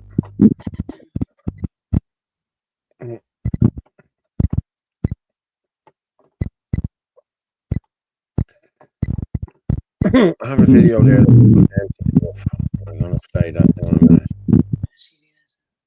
Yeah. What are you sending me? You sending me something? Yes. It's just, I came across it. Right, okay. There you go. Yeah, I'll play that now in a minute. It's just reading it out. Hang on, let me get to you off the top there. Police data exposed to real online child abuse platforms. UK police, I'm going to just read you on it. UK police data shows where online sex offences actually occur in Britain. Snapchat 55%, Instagram 11%, Facebook 7%. Now they are all owned by Meta. They are all owned by Facebook. And then X, formerly Twitter, is 1%. Is that 1%? Now the reason they want to shut down X is because of free speech. It's the only channel, it's the only platform out there that's letting you have free speech. And that's what they're trying to do. You know what I mean? I remember Snapchat and Twitter and all of that, or Snapchat and Instagram and Facebook were letting pedophiles sell their kids and everything on them platforms. So, you know, I've no this is all about a grab. This is about to stop free speech. This is not about Grok or anything else, because all them other Google AI does the same. Gemini does the same. You know, so what's the problem here? You know what I mean? The problem is not that it's doing these. I've seen some of the images Martin has made images. It's very good of him taking off his jacket and what have you. We've seen that, yeah. But the what? I said my eyes have never been the same since. Poor Chris there was traumatized as well, weren't you, Chris? After Martin's video of the show, I said we need to offer all our followers free therapy, Valium. Exactly, yeah, exactly. But before we finish up, we've got 20 minutes left or whatever. I want to play this one from Dimple Dempsey. Okay, she put this up. This is from an extract from a podcast today. So I'm going to play this, and it's an amnesty for undocumented migrants.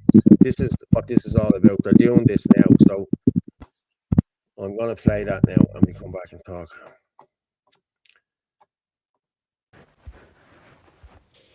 Okay, so let's talk about the amnesty of the illegals in Ireland 2026 version of giving citizenship to the undocumented. I'm basically redoing a video I did yesterday because I have a correction. I said that there were 17,000 estimated.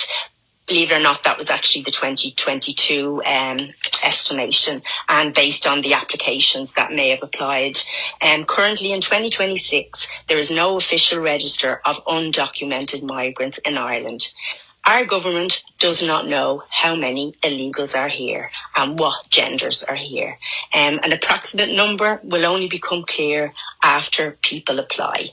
Okay, so Jim O'Callaghan did announce major asylum changes yesterday, but as far as I can see what I've tried to find out, there wasn't a peep about this amnesty. So ask yourself, if he didn't mention it, and if you heard nothing about this amnesty in 2026 or the amnesty that took place in 2022, you really need to be honest and ask yourself why. Okay, so what is undocumented? Who are we going to be given citizenship to in Ireland? Okay, 1, if you overstayed a visa. 2, if you had a residence permit expire and didn't renew. 3, you were refused asylum and decided to stay. 4, you were working illegally. And 5, you had a deportation order, but you chose not to leave. And guess what? Our government is just going to make you a citizen anyhow. Okay, do you trust the vetting or application process of this? I certainly don't. And as we know, many illegals that are here, they are not who they say they are. They shouldn't be here in the first place. And in no way, shape or form should we be giving them citizenship. Another thing, anyone in 2022 that challenged that amnesty were told it was a once-off. But here we go again. Now, with this, all I can see is that it's actually an open invitation that if you come to Ireland, you as an illegal, you get put up in a hotel with 3 meals a day, no bills whatsoever, whatever. You get welfare, whatever the amount is. You can work illegally or legally, and you don't have to contribute towards your costs.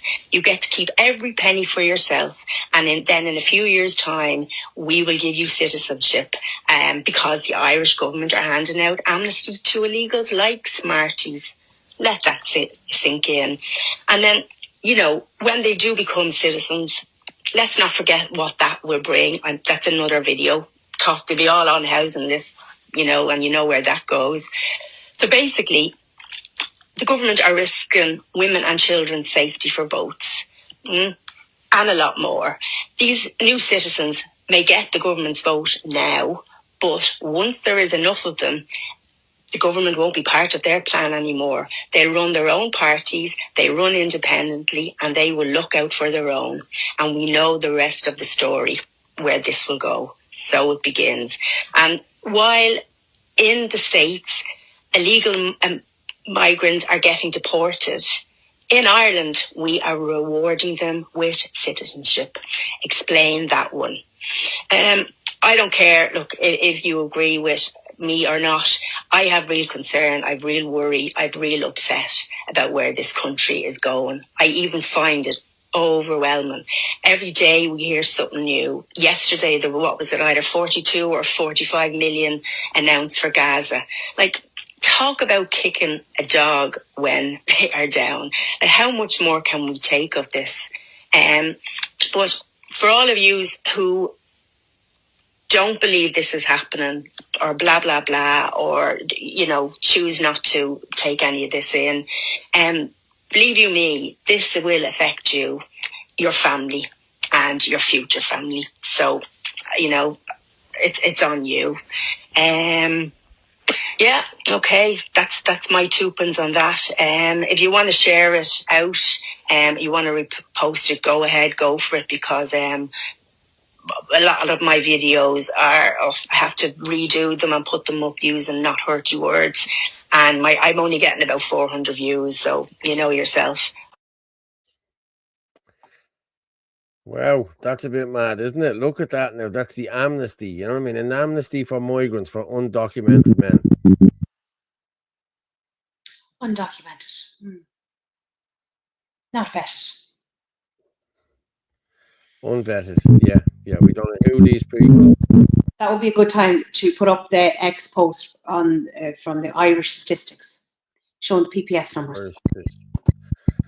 Yes. McCarthy's underneath that, so we can play that as well. Which underneath it? The Irish statistics, and then underneath is Michael McCarthy. What about Cal? I love the way Cal does. Oh, Cal. But no, Cal. Gavin is the best. He can't be Gavin. He has him to a T. Yeah. Okay, so hold on. It says to me, I have the statistics, and then I have about re-immigration into multi-state European culture. Don't use that. We'll play that in a minute. No, we play him in a minute. But I want to put up the statistics. Yeah, let me just do the statistics. Oh, Jesus, these are all from... Yeah, hang on. I'll share this.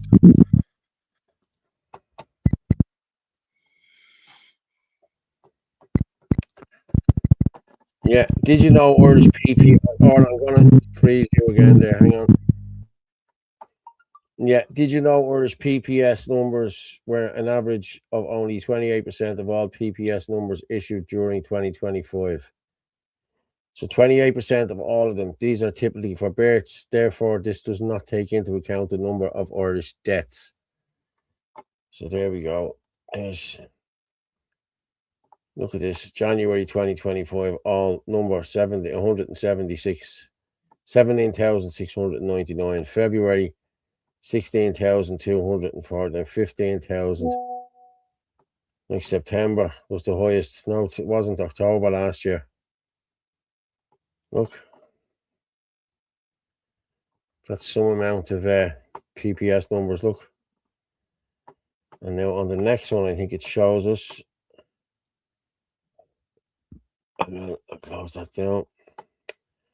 Indians were an average of 10% of all PPS numbers issued during 2025. This will increase their arriving in Ireland at a rate of about 2,000 a month. Natural population growth in Ireland is 1145 a month, when estimated by ethnicity and decreasing for the ethnic Irish group.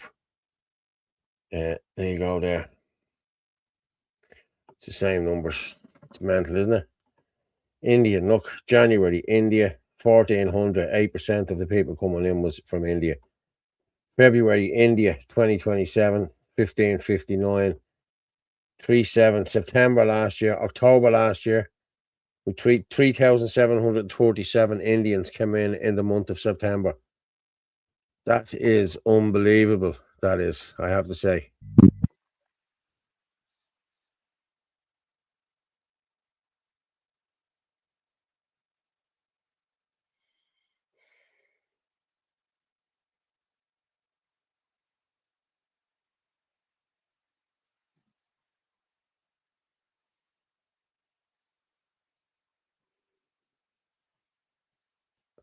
I jumped out of the studio there for some button here on my mouse and out I went.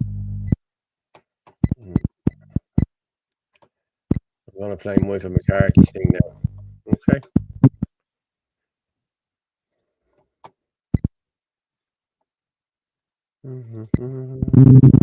What about her?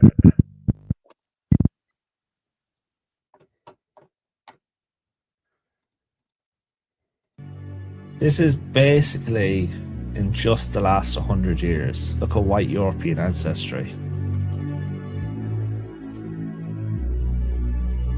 That's crazy. It's going to continue moving in that direction unless something's done. At the same time this is happening, our countries are being swamped with people from elsewhere. Countries that have millions of their own people. You talk about a country like Nigeria has like 240 million Nigerians. India has 1.5 billion Indians. And European countries, whether they be Germany, Ireland, Scotland, England, Belgium, all unique places with their own culture, unique people, small population numbers are being demographically replaced. European culture is in decline. It has to be reversed. We have to start focusing, prioritizing on our own people. This is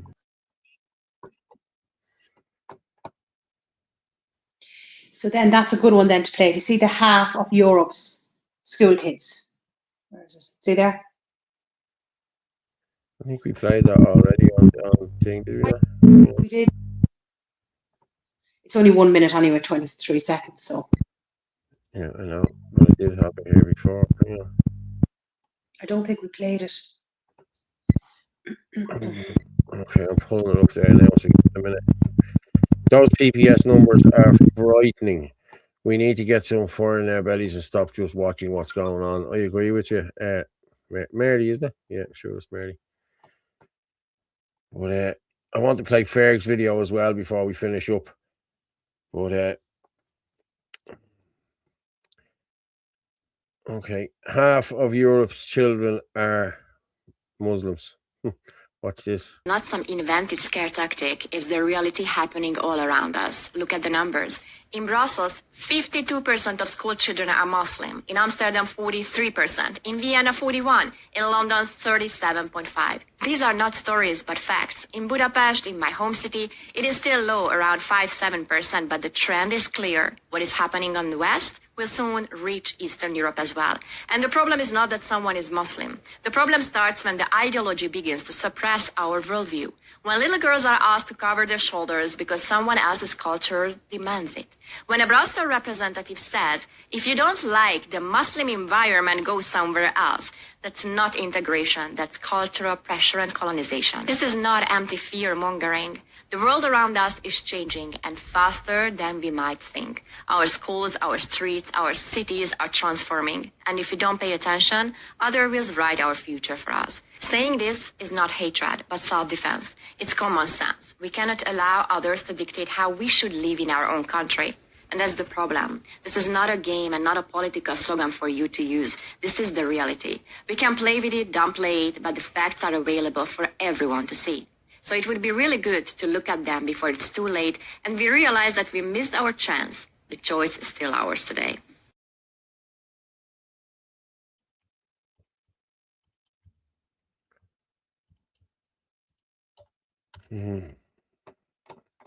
I'm not listening to you because I have you switched off. Hang on.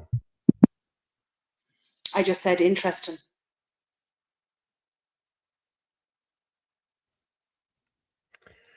Like 50% is, wow, that's, come on. Scary for a small country. Islam is the broom with which we shall sweep Europe clean. Bravo 26. Yeah. Chris, spot on. Well, yeah. I tell you, the numbers just dropped drastically there. We just dropped about 300 people.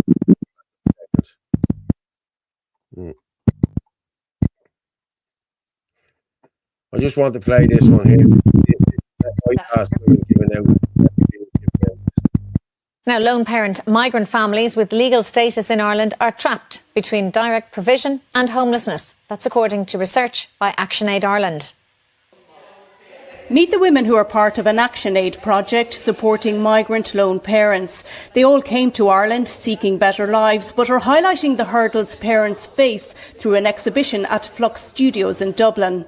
I went into labour and I was told not to come back to direct provision, to the accommodation, because they don't have space for myself and my baby. So I got shipped from the hospital after spending 2 weeks in the hospital with my newborn, looking for accommodation. IPAS told me that wasn't their problem anymore.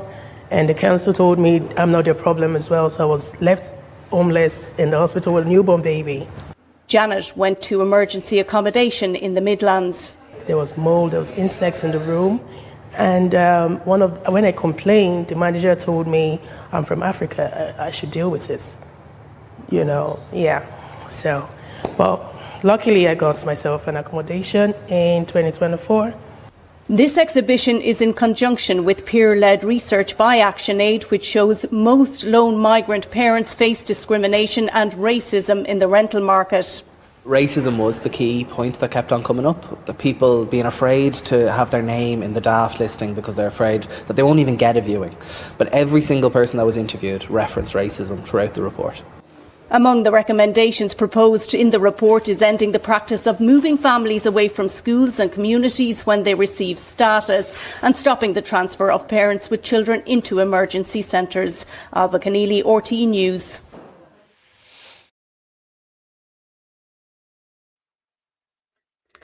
The poor refugees. You know what I mean? Like, there's nothing about the poor Irish women who are giving birth on the streets and who have babies in tents and everything else. There's nothing being highlighted for them. If you're black, you'll get everything in this country. That's just the way it is, you know what I mean? And it's wrong. It has to change. You need to look after our own people before we look after anyone else. That's the way I feel about this, and that's the way it should be done. Why don't you play that video?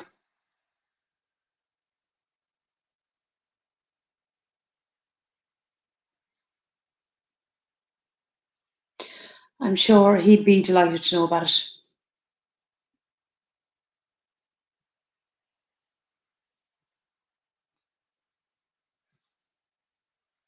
You're muted.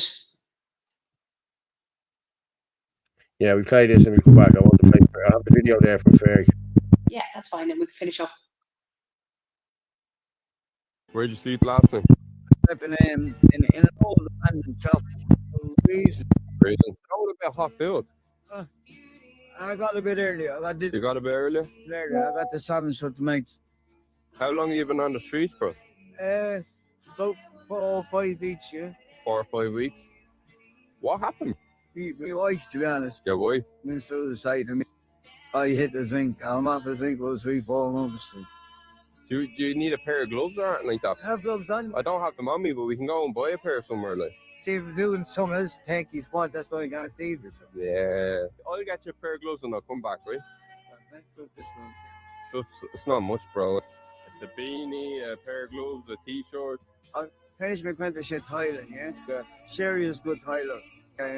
Made a business.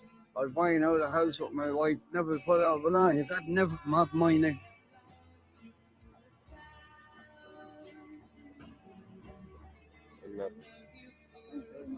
There we go.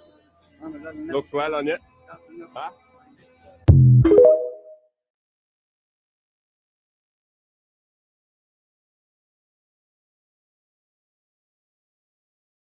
I know I'm muted. But the poor chap, it's the same all over Dublin. The sad stories like that all over the city. Like, you know what I mean? We see what Chris does with the Liberty Super Run and the rest of the lads, and it's brilliant.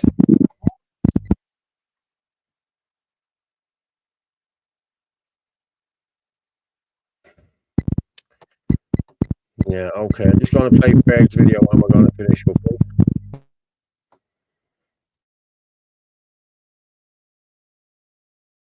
Good evening, folks. Philip Dwyer here, citizen journalist. Absolutely delighted to say I'm outside a certain building in Ballybrack village here at the crossroads with the one and only Fergus Power and his good friend doing cameraman for me, the Bold Pete. And I just decided it was the right thing to do to come up here to talk to Ferg in person and discuss the recent development here from the owners of these buildings. There's 2 buildings now involved in renovations in the village here. And the one behind us right here now is the one where there was a very controversial few weeks where the local people stood together and decided that they weren't going to allow this place to be turned into a direct provision centre. And I think everybody involved here in Ballybrack, I would give them my congratulations and well done to yourself and the rest. I showed the footage of what happened to Ferg that day. It's kind of went around viral around the world. He was arrested totally unprovoked. And Ferg, I mean, you put up the assurances from the owners here. They gave us what you asked for. You asked for in writing that this building is not going to be used for direct provision, and you succeeded in getting what you wanted, and fair play. So tell us, what's the state of affairs now? First of all, this building here behind us. There's 9 apartments going into this building. This here, and then the original building inside Bridge House. There's 9 apartments going in altogether. We have approached the builders, and we've had it in writing that it's never going to be used for right pass. The same over here now in the Ramblers Rest. There's 9 apartments going into the Ramblers Rest. We met with the builders. They brought us into the site. They showed us what they were doing. They were totally transparent, and they also have the concerns of the local people in the community that it's never going to be used for right pass. That's why we came together in 2023 out here as a community to stop this, because we knew the danger, the absolute mortal danger that putting 60 unvetted foreign criminals into this building here would have had their children. They would have been automatically in danger. And okay, Fergan, as well as that, I think it's important to know and to note as well that as part of the agreement that you got in writing from the developers here is that they have said they'll give preference to locals for rental here as well, which is a good thing. I haven't heard of that being done before. I'm absolutely delighted with that, Phil. The fact that they did. The lads have been, in the Ramblers Rest especially, they've been really transparent, and they have said that they're going to offer all the apartments to local people first, which is absolutely brilliant. Absolutely, that's excellent news as well, guys, and we need more of that. And there's nothing wrong with it. Local people should be given priority when it comes to local rentals.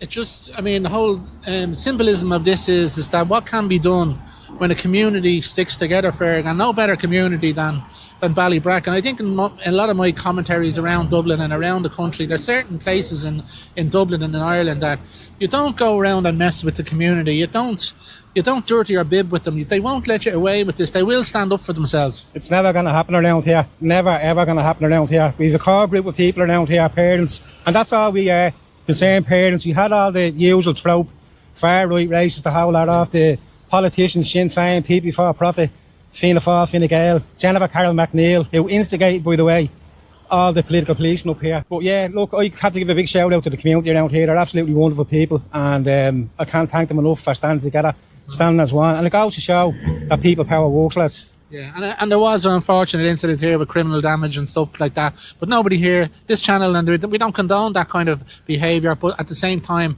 there is a lot of anger around the country when it comes to this issue, but these people all stuck together and got the right result, Ferg, and I'll have to say, fair play to you. Yeah, I'm absolutely delighted. As I said, it's all back to community, lads. If you want to defeat the government, bring everything back to community level, okay? Because strong communities make treasonous politicians obsolete. Yeah, here. Well done. This is Philip Dwyer, citizen journalist in Ballybrack, County Dublin. Thanks, folks.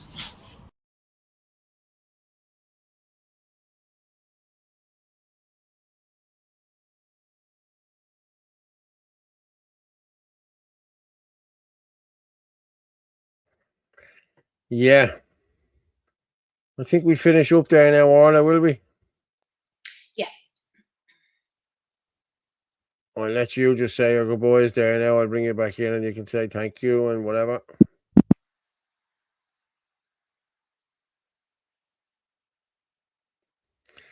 Right, so I'll drop you down there, Orla. Thank you very much again. It's been emotional. Thank you.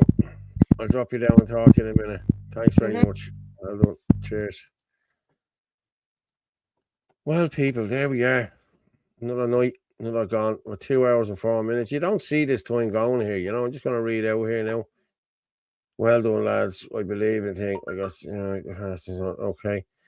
If I told RTE I'm coming on the council list 22 years, do you think they'd report it as disgraceful? Do you think they'd call it racist? Fergus Power is a legend, and so is Philip Dwyer. Well said. And I will say exactly the same. Fair play to you, Angela. Yeah. They don't care about Irish people. These people are 6 weeks on the bleeding waiting list, and these are the people who are getting the houses, the tier ones. Yeah, and there's the owl lion. Yeah, here's the line. You know what's coming next, don't you? Good night. Thanks for the show. Well, anyone again who wants to throw us a, if you want to buy us a coffee or anything there, I'm clicking in the wrong thing here. Look, Jesus. Paste that in there. The link has gone in there. I just found the link in there.